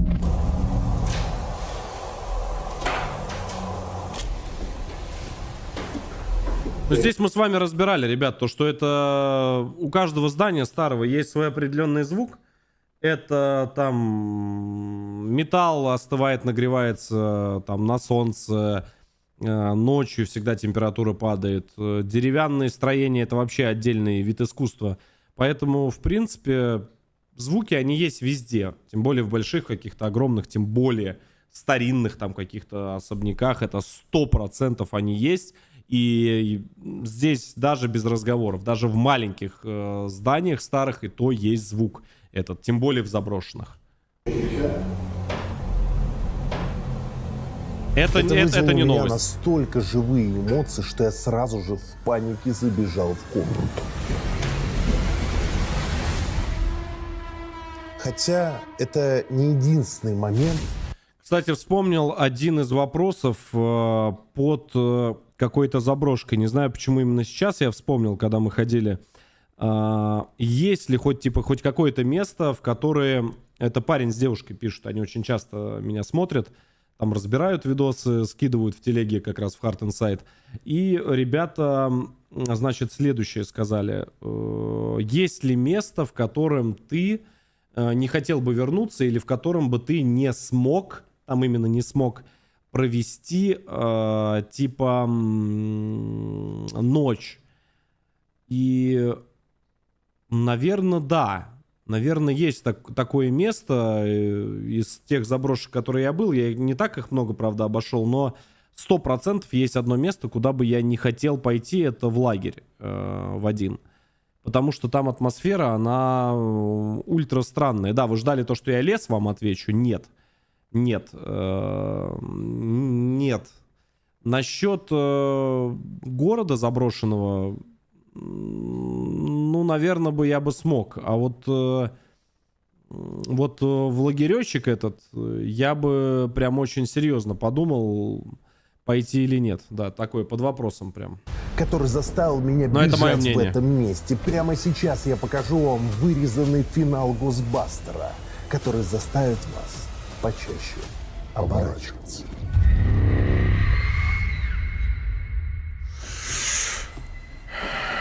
Главная локация. Так, лестница, пятец. Ай-яй-яй. Башня Люси.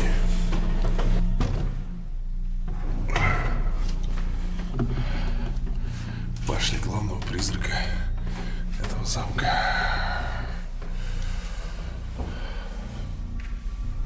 Ой, блядь!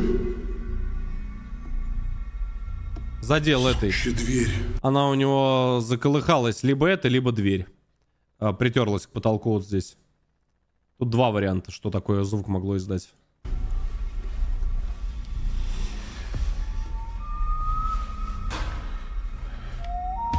как и хозяин, осталась здесь навечно.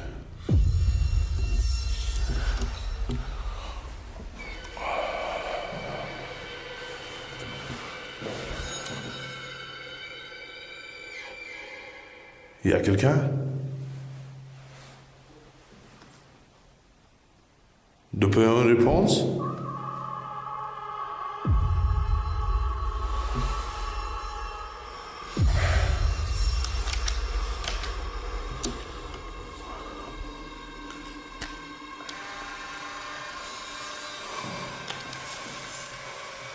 Понимаете, на этом самом месте погибла та самая девушка, которая из-за любви была замучена до смерти. Я килька, кстати. Причем ее видят не здесь, а вот в этом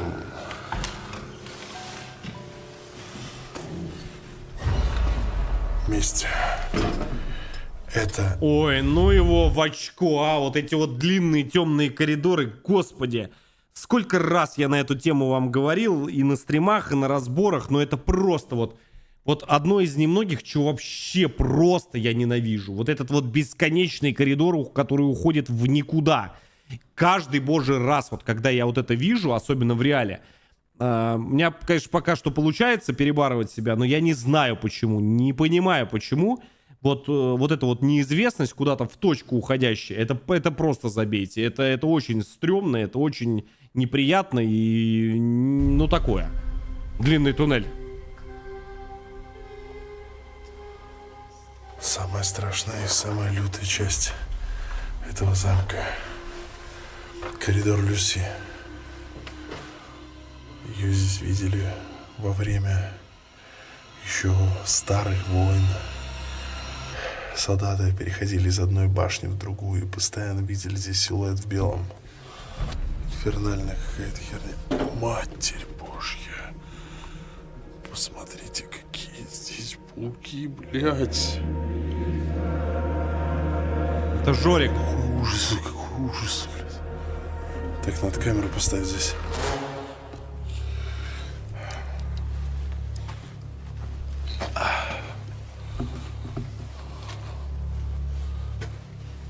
Il y a quelqu'un?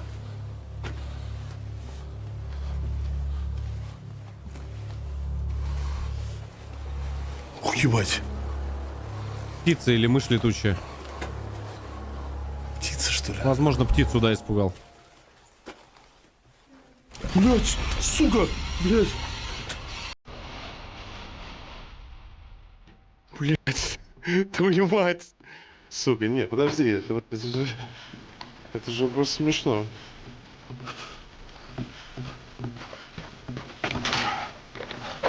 Закройся.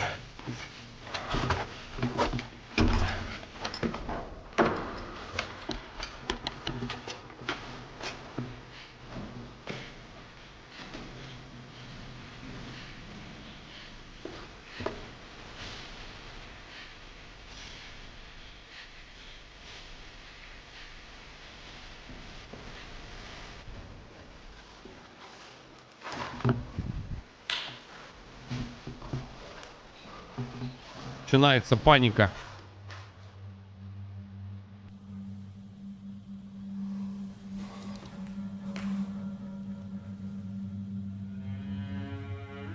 Сука, я официально отсюда, нахуй, из этой башни не выйду, пока рассвет не настанет.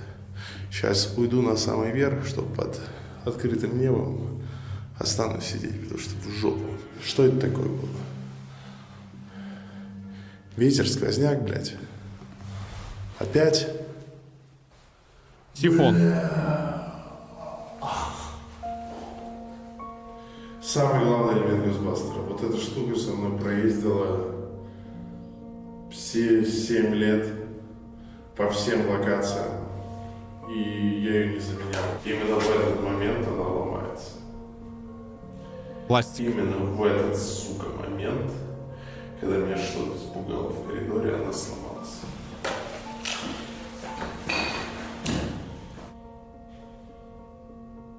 Какого другого знака я ждал, чтобы закончить этот выпуск? Вот это блядь, пиздец. Просто На данном видеофрагменте четко слышен чей-то стон. Блять! Блять! А потом прямо на моих глазах дверь начинает закрываться. И подобное происходит в этом месте постоянно. Блин, ну если только сквозняк. Ну не на что больше здесь ссылаться. Разбитые окна были, выбитые, да, камушками или еще чем-то. На что еще можно сослаться? Где-то какая-то балка, перекрытие. Что еще? Да, в принципе, все что угодно. Вообще все что угодно. Тут звуки отовсюду идут. Вот так оно не было. Как все это объяснить? Что ж, пойдем по порядку. В принципе, во всем этом нет ничего удивительного, потому что древнее здание действительно ходит ходуном. Лестница того гляди развалится. Вот, смотрите, лестница идет. И достаточно опасненько она так наклонилась. Все вот это может... А пол от каждого шага Сломал. хрустит и трещит, заставляя окружающие предметы двигаться. Следовательно, треск старой древесины в этом месте — это нормально. Здание обрушается и снаружи, и внутри. Навальные какие-то элементы конструкции. Элементы декора просто отпадают. Более того, в этом месте действительно кто-то есть. Начинаю просто слышать то там звук, то здесь. Я открываю... Как дверь. понять, кто-то есть? Это птицы, крысы, летучие мыши, которые издают дополнительные звуки и роняют предметы. Но, так вам скажу, открывающиеся двери и окна — это отдельный аттракцион, который вызывает неподдельные эмоции, когда ты находишься там. И в голове возникает только одна мысль. Ну нахер. Но, как это объяснить, есть несколько вариантов. В башне Люси дверь закрывается из-за воздушной тяги, которая идет изнутри замка в сторону оборонительных стен, где очень плохо сделана крыша. Тот стон, который мы слышим прямо перед закрытием, не что иное, как скрип самой двери. Поверьте, за столько лет я его наслушался.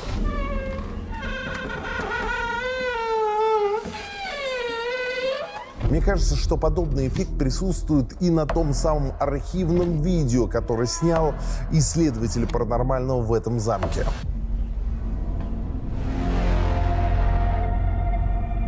Но ситуацию с дверью в зале спиритизма, мне кажется, надо разобрать отдельно.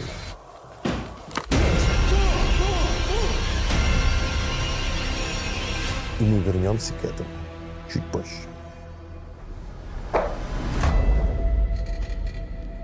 Друзья, я заметил вашу... Так, я здесь чуть-чуть прям подскипну, с вашего позволения. Так, ну погнали. Одно из самых страшных мест этого замка — это крыло прислуги.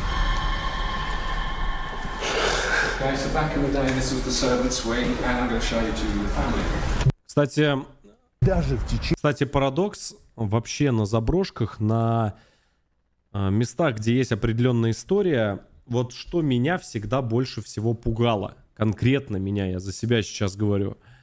Меня не пугают звуки.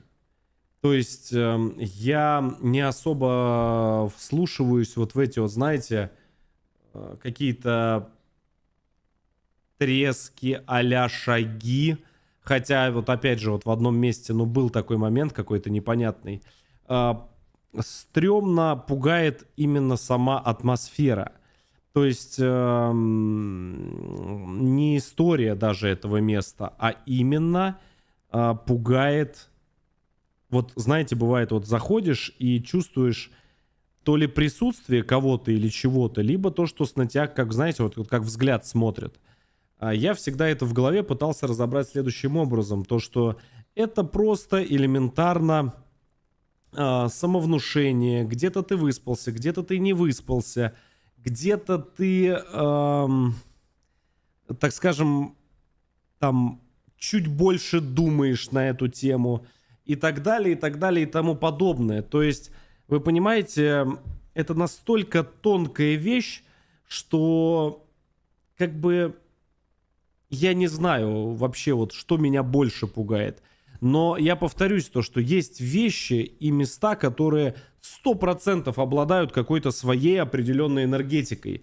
Давайте это назовем все-таки словом энергетика. То есть есть что-то, что прям вот заходишь и вот как-то вот не по себе. Просто вот не по себе становится.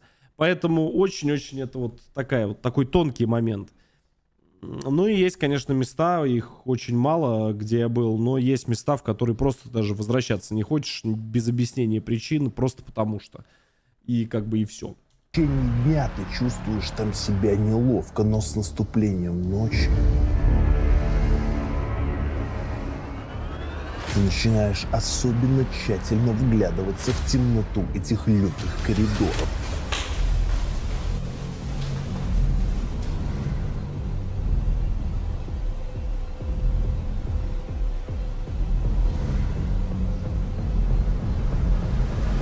Особенно после слов хозяина, что здесь часто видят призраков.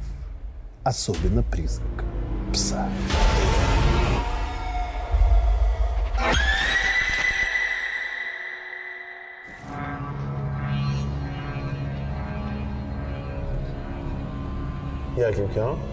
Эксперимент с диктофоном получился действительно жутким. Сначала по непонятной причине он сделал непонятную тихую запись. Почему так тихо?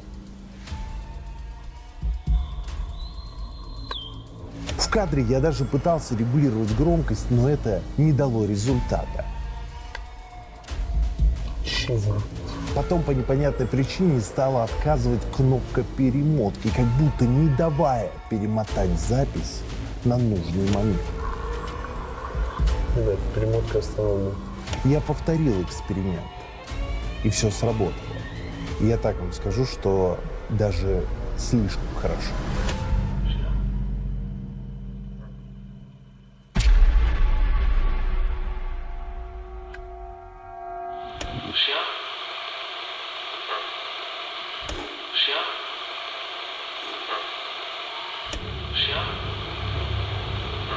Ну вот это странно.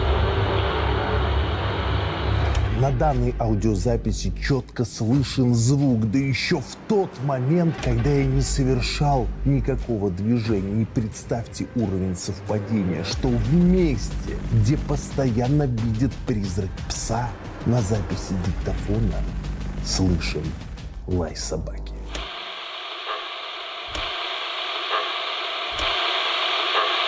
Такое ощущение, на самом деле это не лай, а просто как будто кто-то дунул в микрофон. Просто, ну, знаешь, как будто вот кто-то вот дунул резко, чтобы пыль, да, вот ну, такой вот резкий какой-то момент. Невероятно жуткое место. Столько всего произошло только в одной локации этого замка. А что, если я вам скажу, что это не все? Посмотрите вот этот вырезанный фрагмент Госбастера. Сейчас почищу зубы, пойду гулять по замку. Коля, это, блядь, мой замок.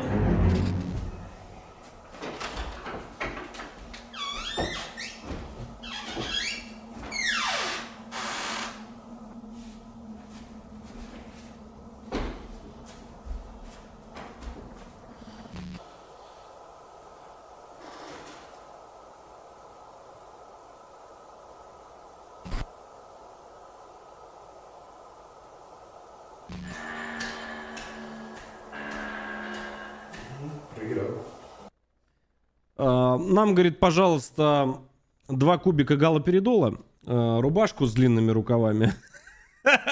Да, у нас, говорит, здесь буйный Нарисовался, говорит, пациент, говорит, в призраков...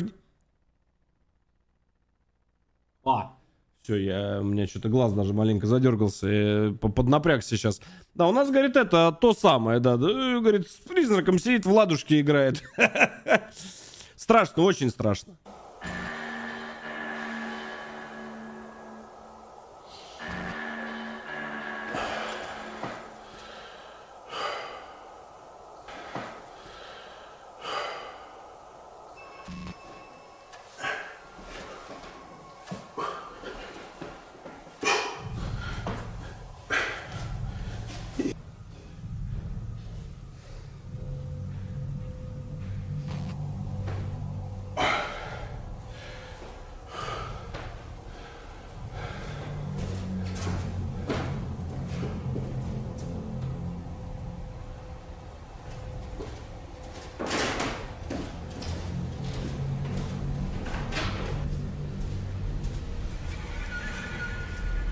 Именно в этой же точке светильник начинает мерцать. И причем это единственный зафиксированный случай на этой камере за все 3 ночи. Особенно жутко становится, когда понимаешь, что я опять был совсем рядом от этого места.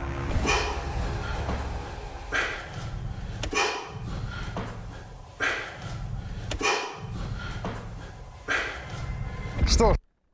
Стоит призрак девочки, значит, с секундомером. Собака рядом сидит. И, значит, говорит, давай, да, говорит, Димон. Выходит хозяин уже замка, все, 3-я ночь. Он говорит, ну как в целом прошло? Говорит, да нормально, говорит, тут мы спортом занимались. Понятно. Алло? Санитары? Давайте разбираться, что же это все-таки было. И начнем мы, пожалуй, с тех самых Хозяйка, говорит, приходила, да, тебе привет передавала. В бетонном полу. Честно говоря, на локации и на фотографии, которую я сделал, это больше похоже на какие-то дефекты пола. Если это даже следы собаки, то в этом нет абсолютно ничего удивительного, ведь... Это феодальная крепость 9 века, построенная Карлом Великим. Замок стоит здесь тысячелетия. Твою мать, какой он красивый. У него есть и средневековые башни, и более современные жилые части, которые построены намного позже. Например, крыло прислуги, судя по стенам и потолку, обновлялось совсем недавно. И если хозяин здания Джереми говорит, что он живет здесь всего 2 года... И я живу здесь уже 2 года. Он не может знать, что делали рабочие во время ремонта здесь буквально 10 лет назад. Возможно, с ними действительно была собака, которая просто бегала и оставила отпечатки в свежем бетоне. А он связывает все это с тем самым призрачным псом, которого он видел собственными глазами. Я заметил темный силуэт пса или чего-то другого, двигающийся в основании моей кровати. Но она была очень низкой, так что я не знал конкретно, что это было. Поэтому я просто высунул руку из-под одеяла, и собака просунула свою голову. Какая дурка! Вы меня куда везете? Вы чё это задумали-то? Ой, господи. Я почувствовал, как она двигается, череп, кости и мех. Но напомню вам, что все это происходит в спальне. То есть никто не отменяет эффект сонного паралича, либо сновидения, которое показалось ему максимально реалистичным. Есть собачьи следы на полу, это паранормальное место. Фудум! Получается, что ко мне бежит призрак-пес в тот момент, когда я хочу лицом подушку побить. Ни хера не понял. Почему это активно? Вы спросите в этот момент, а что насчет диктофона? Тут все намного проще. У него направленный микрофон, и когда я ставлю его на расстояние от себя, да еще и в другую сторону, естественно, звук будет на порядок тише, чем я сделаю обычную запись. Че? Алло. Просто во время подобных съемок атмосфера настолько давит, что мозг резко тупеет и связывает подобные явления с чем-то страшным. Ребят, перемотка остановлена. Еще один момент. Когда ты ставишь этот диктофон на запись, зажимаются две клавиши, включая клавишу перемотки. Видимо, во время первой записи я слишком сильно на нее надавил, и она стала отказывать во время первого прослушивания. Ты перешел в режим радио, что ли? А что насчет звука, который безумно похож на лай собаки?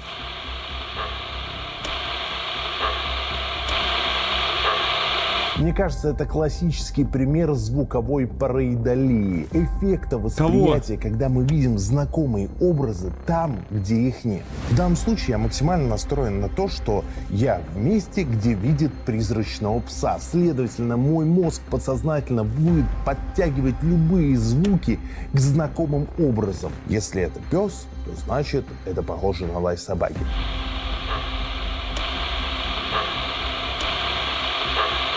Это абсолютно естественный эффект восприятия, ровно такой же, как распознавание лиц в облаках, листве, камнях и так далее.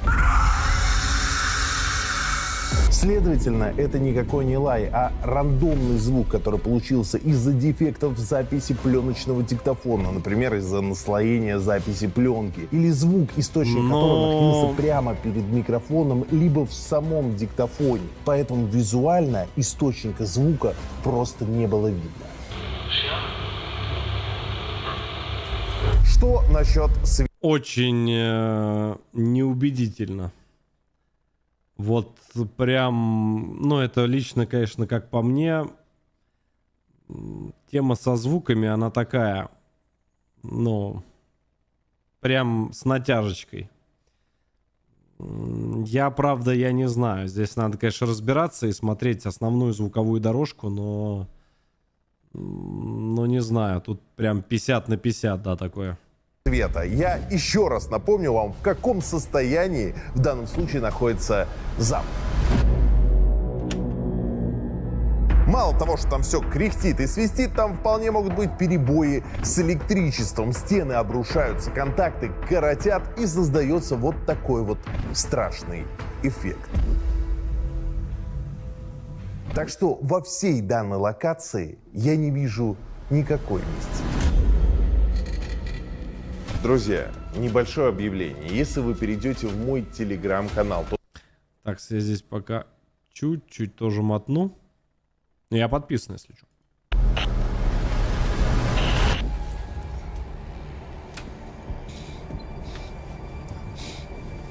Чем воняет здесь? Комната Азии. Это место, несмотря на его приветливую атмосферу, связывают со смертью. Вы понимали, вот это все после. Шершни, осы, пчелы. Неприятный запах, огромное количество дохлых насекомых. И именно в этом жутком месте мне попадается некий объект за окном.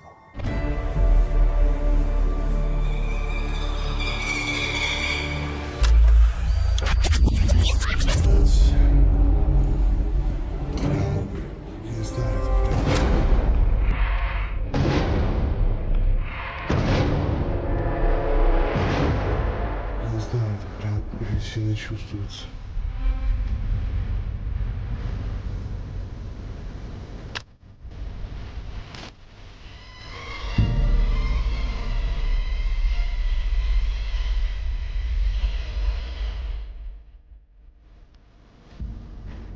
Посмотрите внимательно. При повороте камеры мне попадается некий объект за окном.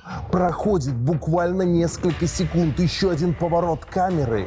И этого объекта там уже нет. Шаг сделал. Неужели мне Шаг удалось вперед. запечатлеть что-то паранормальное? Неужели тот самый призрак Люси — это не выдумка? Нет, за окном действительно есть объект. Но мне кажется, что это обычная ткань, которую повесили для каких-то нужд на балконе замка. После первого кадра я сдвигаюсь немного вперед, то есть угол обзора камеры и падение света меняются, и данный объект скрывается за белой балкой. Если внимательно посмотреть, то при повороте камеры этот объект все еще виднеется, но он менее яркий и размытый. То есть белое нечто никуда не пропадало, оно все еще остается на данной локации. Просто игра света и обычная физика создали подобный интересный эффект. Что же относительно атмосферы смерти в этом помещении? Вы понимали, вот это все после. Долгое время было помещение закрыто. Вполне это может быть запах. Ну, свяжем, допустим, опять же с тем, что было помещение долго закрыто и просто вот, знаете, вот когда квартиру закрываешь и долго очень, допустим, там не появляешься, полгода, год, у каждого, ну, такого, как затхлый, да, запах, это правильно называется, не знаю, как это правильно выразить. Короче, такой он, как типа спрессованный, не знаю, как сказать. Короче, тема для размышления, да. Шершни, осы, пчелы. Кто жил на даче, прекрасно понимает, что подобные дохлые осы — это абсолютно нормально. У них есть гнездо где-то на балконе. Через небольшую дырочку они пробираются внутрь помещения, а как выйти назад, они не понимают. Бьются о стекла и со временем, к сожалению, спёртый запах, погибают. да-да-да. А для проверки легенды, что в этой комнате все быстро погибает, я решил провести особый эксперимент. Так, ребята, у меня есть два одинаковых растения. Я их купил перед приездом сюда. Одно мы разместим вот в этой комнате, где все погибает и увядает, а второе в другой части замка. И посмотрим в течение ночи, есть ли разница. Я оставил цветок в этой комнате, и ровно такой же я установил в зале, где я играл на пианино. Эти растения снимали камеры на протяжении многих часов, и никакой разницы в них я не заметил. Так что я могу точно сказать, что в этой локации нет ничего паранормального.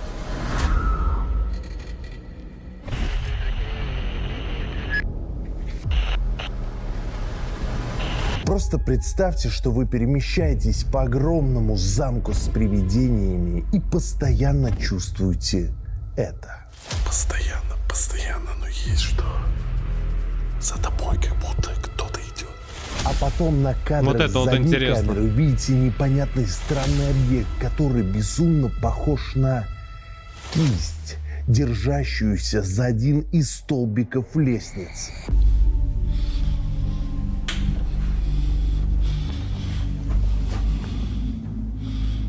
Это очень странно.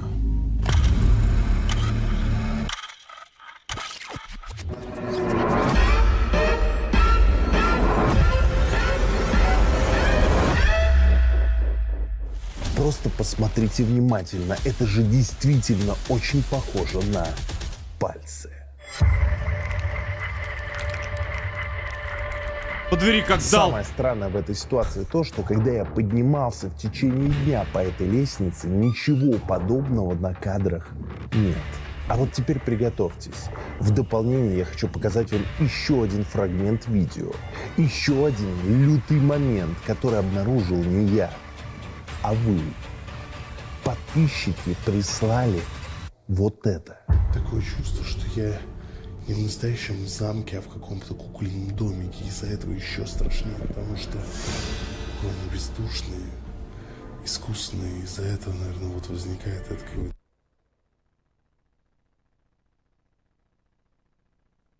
Да ну нет. Это страх.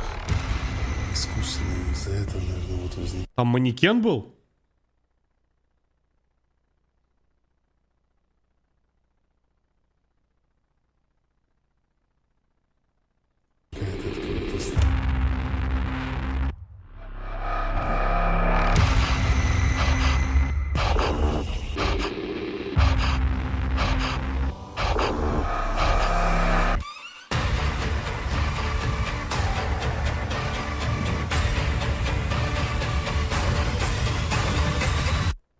На этом фрагменте создается полное ощущение, что прямо Ну-ка.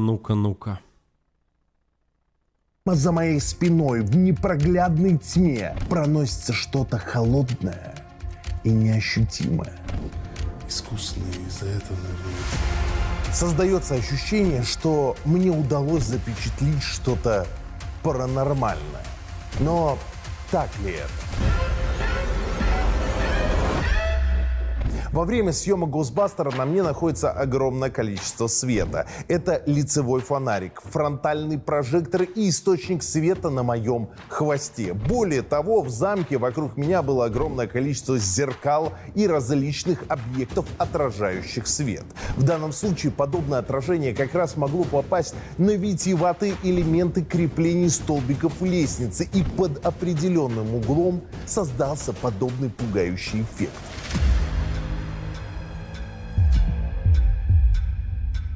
Отражение света могло произойти и во втором случае, но уже в стеклянных дверях зала с пианино, который в аккурат находится за моей спиной. Или второй вариант, например, это фонарь на моем хвосте засвечивает лицевую камеру, создавая иллюзию, что сзади что-то проносится. Но в любом случае я соглашусь, что это выглядит невероятно пугающе.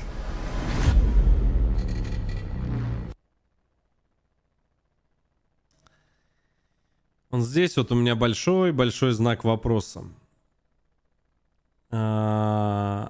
Если на вот этой вот картинке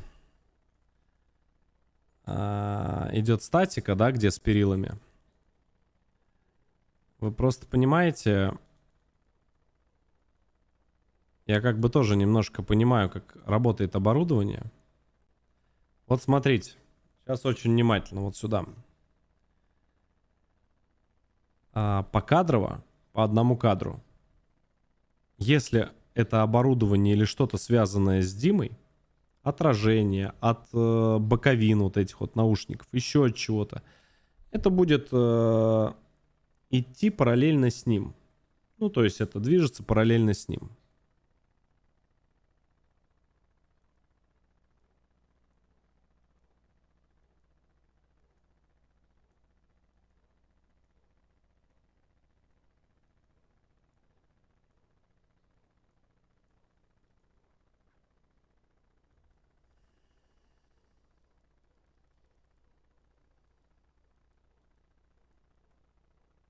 Он меня максимально не убедил.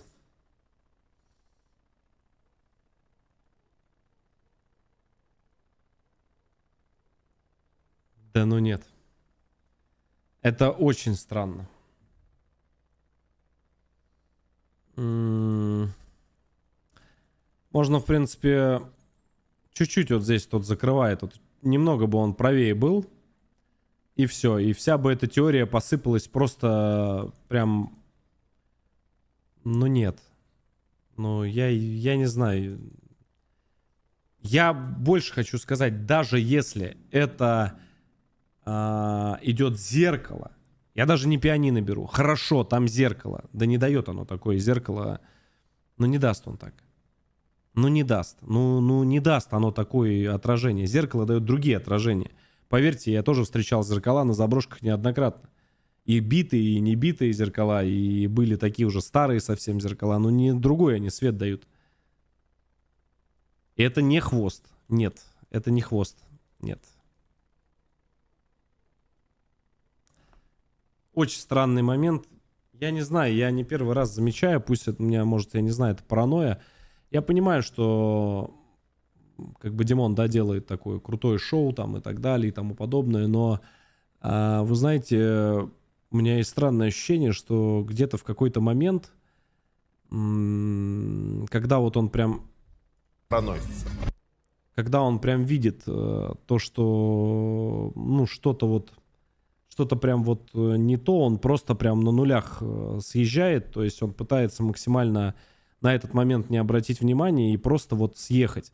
Почему? Потому что просто он прекрасно понимает, что ему еще ходить, ему снимать, и... Если, ну, начать над каким-то моментом очень много задумываться, не знаю. Про перила еще хоть как-то можно, но не знаю. Это не физический объект. Это очень странно. Не знаю, друзья мои. Я нахожусь под вопросом. В комментариях каждый напишет вот покадрово, я говорю, вот стрелочками Б и Ю буквы русские. Промотайте просто стрелками по кадру, посмотрите. Я говорю, может быть, я что-то не увидел, не услышал, но видосов мы кучу уже подобных разобрали. Очень странно. Это не может быть хвост 100%. это не может быть блик от наушников настолько сильный, потому что, во-первых, они матовые, и металлические части, они только с этой стороны у него. Даже если они сбоку, они не дадут объемный такой блик. Странно. Опять же, блик, если бы он двигался, то он бы был с какой-то одной точки. Один кадр бы был. Странно. Не знаю. У меня очень много вопросов вот конкретно к этому видео. Но в любом случае я соглашусь, что это выглядит невероятно пугающе. Очень. Но не пыль. Тоже это не пыль. Эксперимент в зале экзорцизма стал одним из главных элементов этого госбастера, который реально заставил мурашки бежать по коже.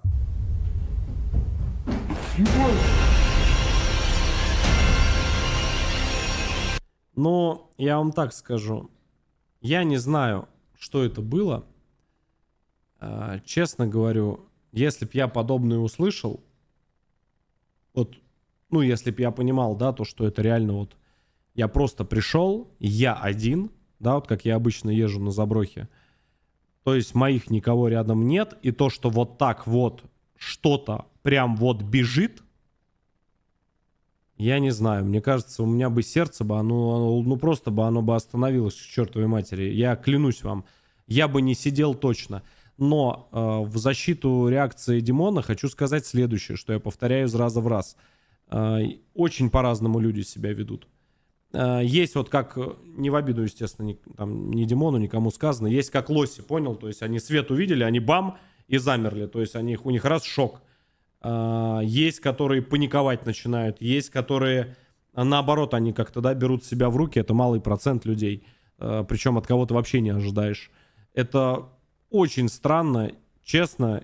У меня были такие же моменты, где мне настолько было страшно, что я просто вот прям вот замирал, вот как Димон сейчас. То есть просто вот я встал, и все, и я не идти, не шевелиться, руками не могу, ничего. То есть просто крепота ужасная.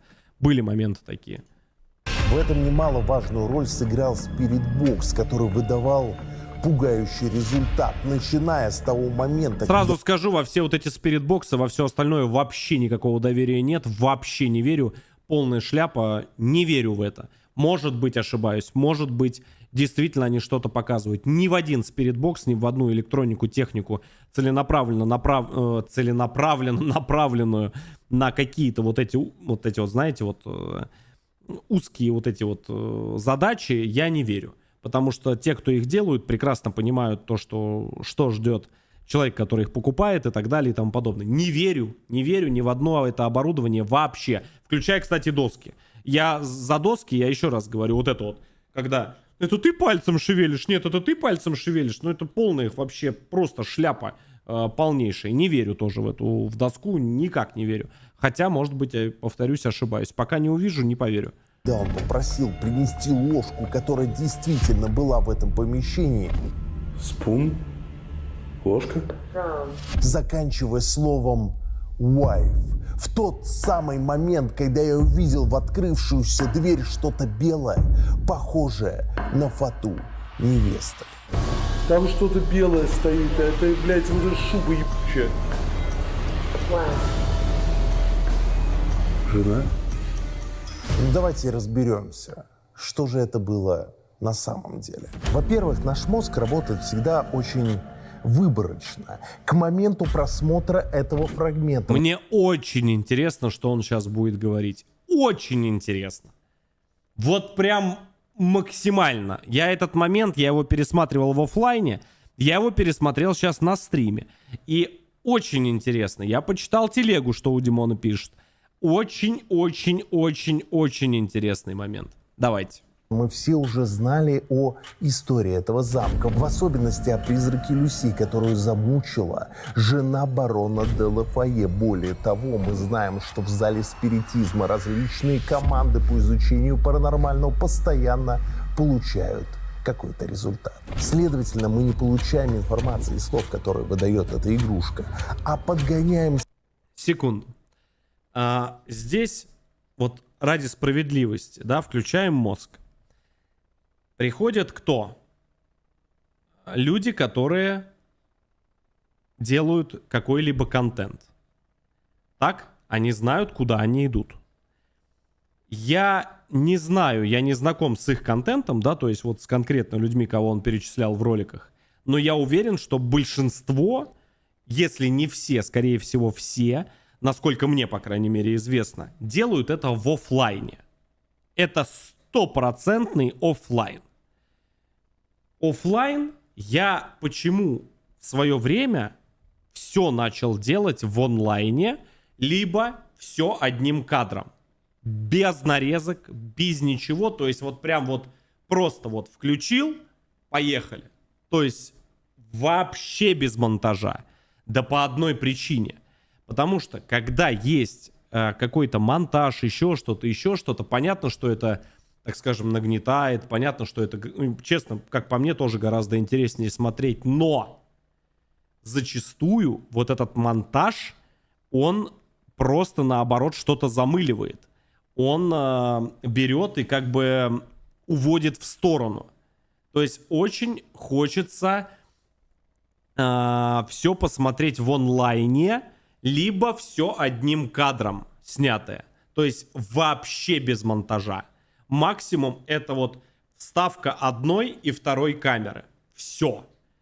Вот это самое лучшее, что может быть. Еще лучше, это вот мое личное видение, как бы я делал и как я буду делать 100% на заброшках в этом году, это железобетонно.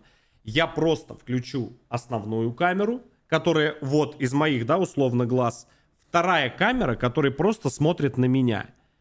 И просто наложу, вот как я сейчас, вот, да, вот условно сижу, то есть вот так вот. Вы будете видеть вот эту камеру маленькую, это на лицо, и большой экран, это вперед. Все.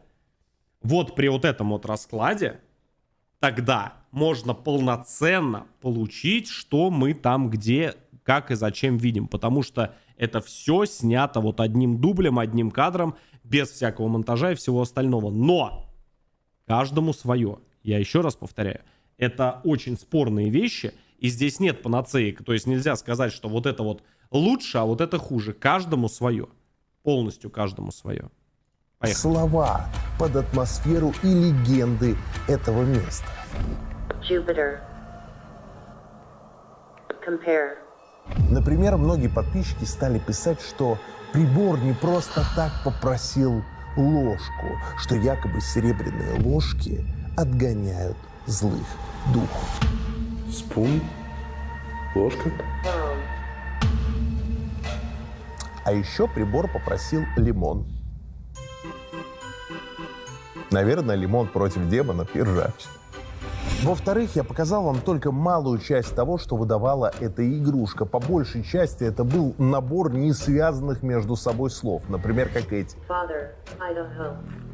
Kitty, 89 years. Создатели данного устройства прекрасно понимают, что подобные игрушки не будут применять на берегу Лазурного океана, а будут использовать в каком-нибудь страшном сракотании, как я. И, естественно, содержание подобных слов соответствующее. Человек, который находится в подобном месте, естественно, испытает невероятные эмоции, когда ему в страшном заброшенном замке скажут «беги». Вперед. To run. Если с этим все в принципе понятно, я хотел бы вернуться к двери, которая открылась прямо рядом со мной. Ну давай. Вот он этот момент. И вот он этот момент. Ну давай.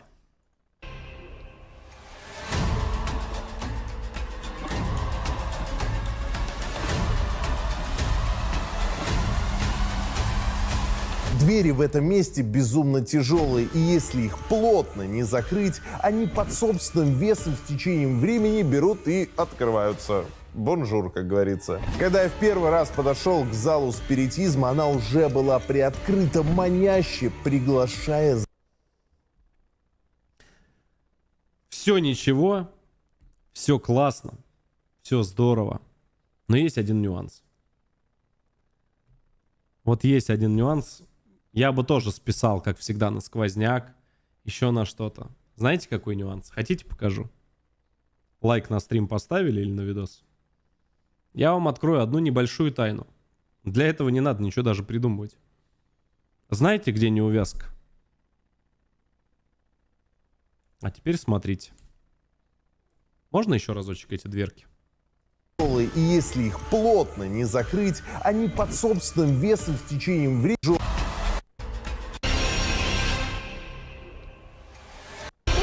Я хотел бы вернуться к двери, Смотрите которая внимательно. открылась прямо рядом со мной.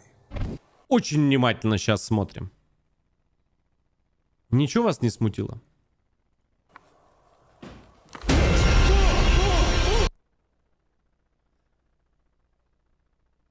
Если, как Димон говорит, это двери, из его слов сейчас исхожу, которые, вот они, да? Вот они закрыты. Две ставни, правильно, у двери? Правильно? Правильно. Если даже не брать удар, стук, который все слышат, он на это внимание почему-то не акцентирует. Но если плотно не закрыть двери, они начинают открываться. Какова вероятность того, что двери, покадрово вам показываю, что двери одновременно, две тяжелых, начнут открываться одновременно?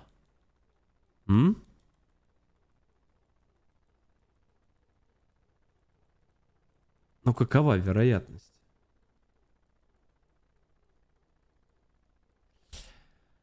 А еще вот это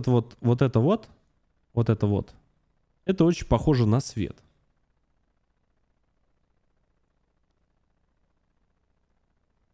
Очень непонятно. Непонятно. И хорошо, если это кто-то пошутил из команды или хозяин сам. А вот если нет... Как по мне, то, что я вижу, это прям толкнули. Как по мне. Очень похоже. Но тогда вопрос. Свет вот этот. Камеры направлены вот сюда. Вот он. Где тогда сейчас сверху свет? Значит, это свет не за дверью. Значит, он идет из другого места. Значит, это свет от него. Понимаете?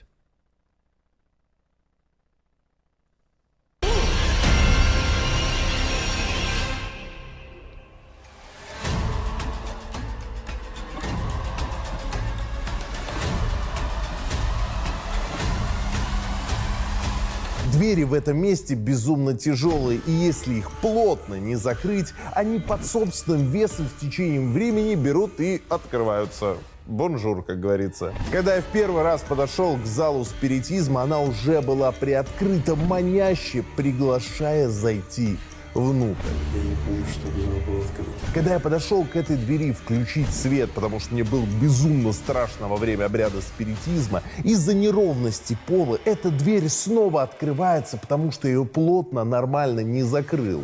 Эффект повторяется в дальнейшем. Я прикрываю дверь, отхожу, и буквально через несколько секунд на ваших глазах она открывается. А я во время съемки этого не заметил и был безумно напуган, когда спиритбокс говорит: «Беги», а я вижу открытую дверь перед собой. Forward. Вперед. To run. Ой, блядь! Так что во всей этой ситуации нет абсолютно ничего сверхъестественного. Хотя стоп. Есть еще один момент. Do you need something?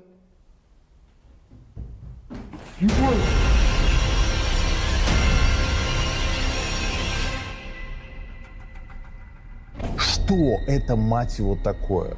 В тот момент я испытал, отвратительные чувства, потому что создавалось полное ощущение, что в соседнем помещении, либо прямо в этой же комнате кто-то бежит. Ебать! Несколько раскатистых звуков, которые безумно похожи на топот. Ебать! Да нет, это Габелла. Я в тот момент прям, ну, я... Тун-тун-тун-тун. Тун-тун-тун-тун.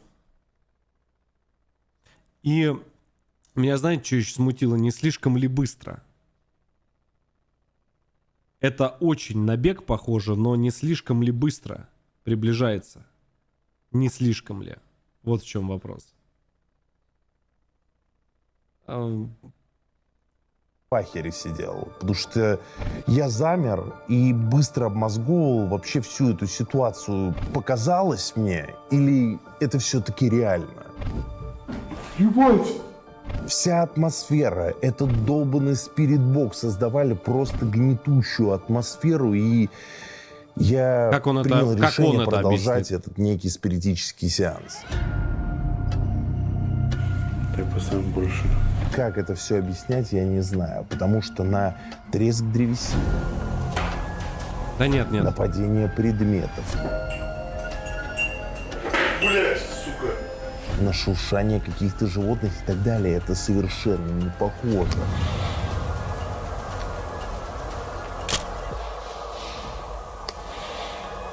Создается полная иллюзия, что там кто-то есть.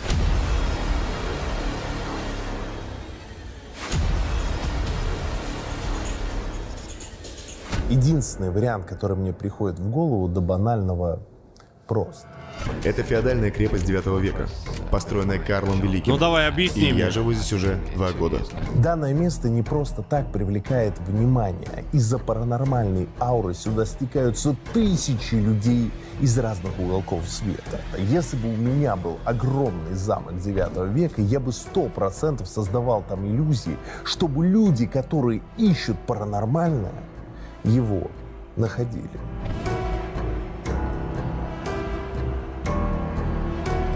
Тем более в здании огромное количество потайных комнат и лазов, которыми, судя по отпечаткам пальцев, которые вы видите на этом кадре, активно пользуются. Или все это действительно просто стечение обстоятельств, и старая крепость преподнесла нам вот такой вот невероятный звуковой эффект. Ебать! Каким образом, я не знаю, но мне кажется, здесь в любом случае есть рациональное объяснение. Do you need something?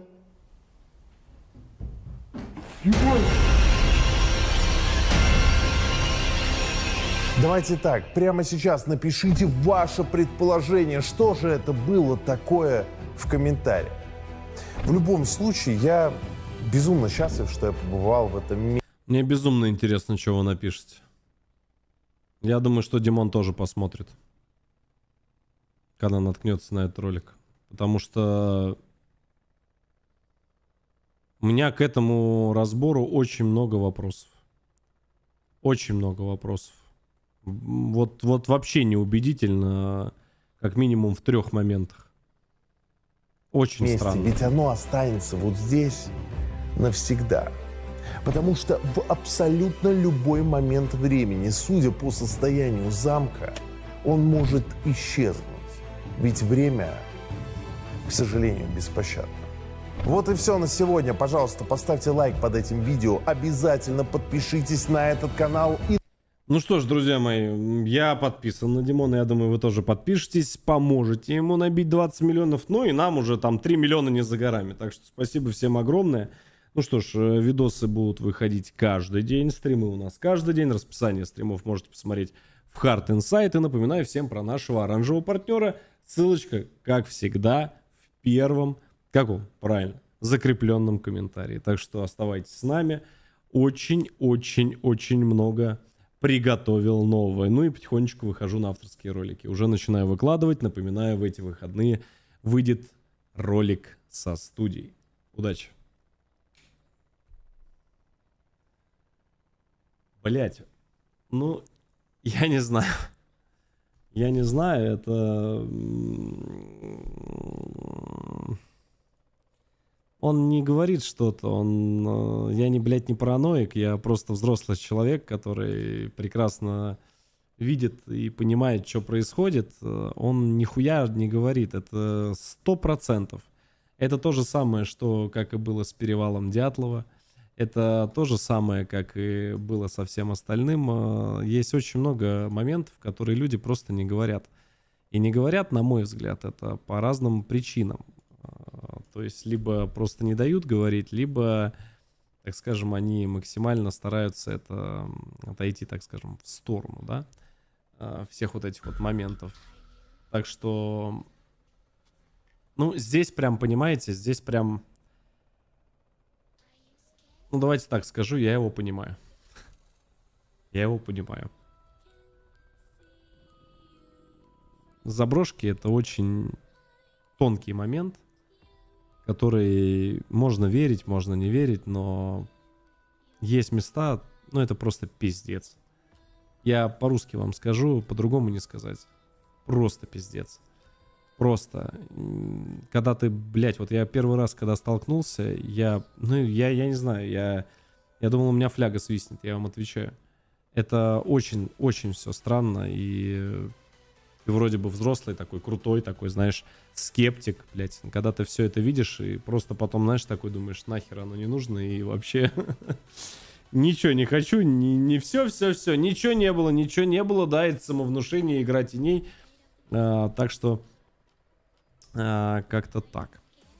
Ну что ж, давайте прощаться. Этот стримчик я закрою. Спасибо вам огромное за такое количество лайков. Вы 7,5 тысяч, ребят, набили за кратчайший промежуток времени. Спасибо вам огромное за напругу. Обязательно это все дело выложу. Выложу на канал. Вот. И потихонечку от реакции со временем я бы все-таки ушел. Ушел по одной причине, потому что все-таки хочу побольше авторских роликов.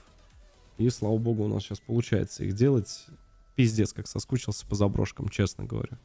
Вообще пиздец. Очень хочу делать заброшки. Скорее всего, я повторяю, они будут в оффлайне. Я не знаю, будете, не будете смотреть, но я очень по ним соскучился. Я очень хочу туда вернуться. Потому что эмоции, особенно после леса, я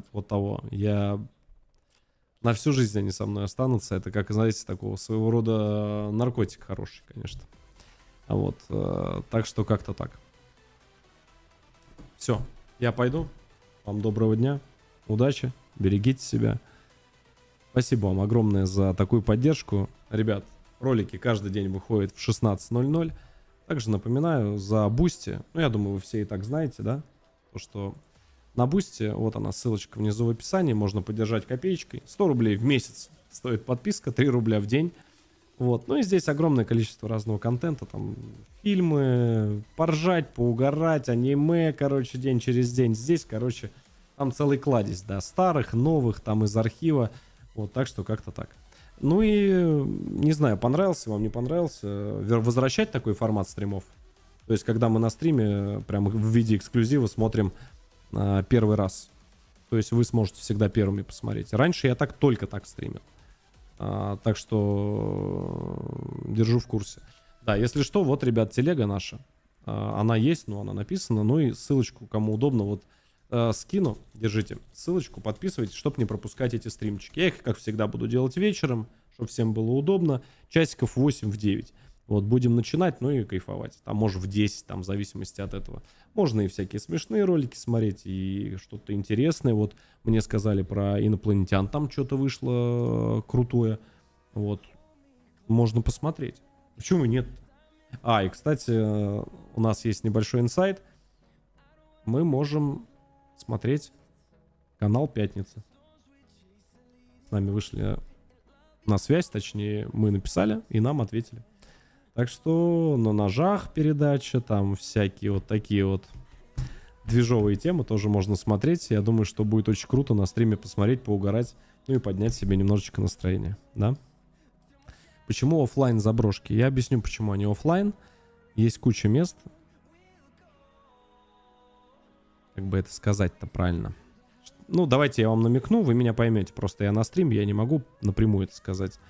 Есть куча мест, в которые нужно быть мобильным.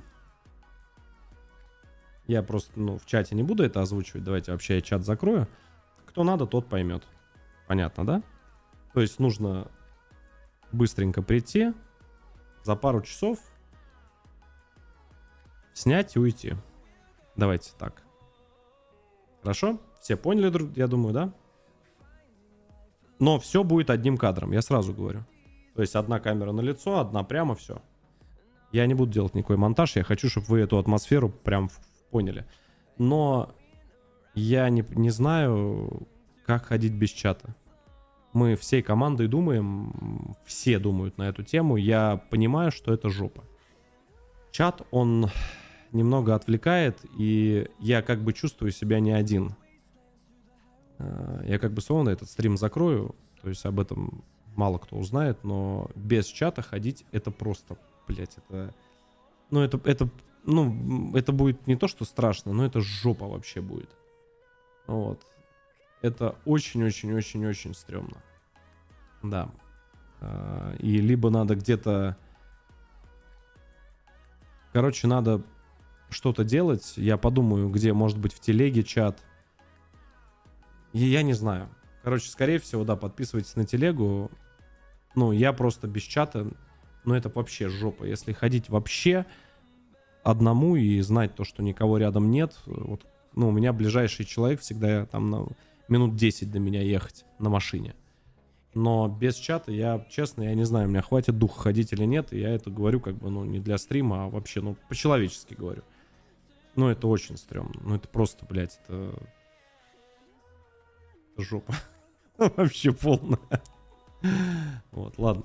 Все, друзья мои, я пойду отдыхать. Сегодня было 2 стримчика у нас очень хороших. Подписывайтесь на телегу. Запустим обязательно, я поговорю с Foster's PC. Я думаю, что на комп, на какой-нибудь хороший игровой сделаем розыгрыш. Как всегда, подписка на канал и на телегу. Все бесплатно, то есть, если не сложно, подпишитесь. Буду рад. Все, всех обнял, приподнял. Кстати, надо позвонить Артему, у нас скоро еще один рейд. Он наши еще тени выложил, но у нас еще с ним рейды. Так что тоже в телегу, как всегда, все инсайды выложу. Все, давайте, берегите себя, ребят. Удачи. Спасибо вам за компанию. Очень крутой стрим.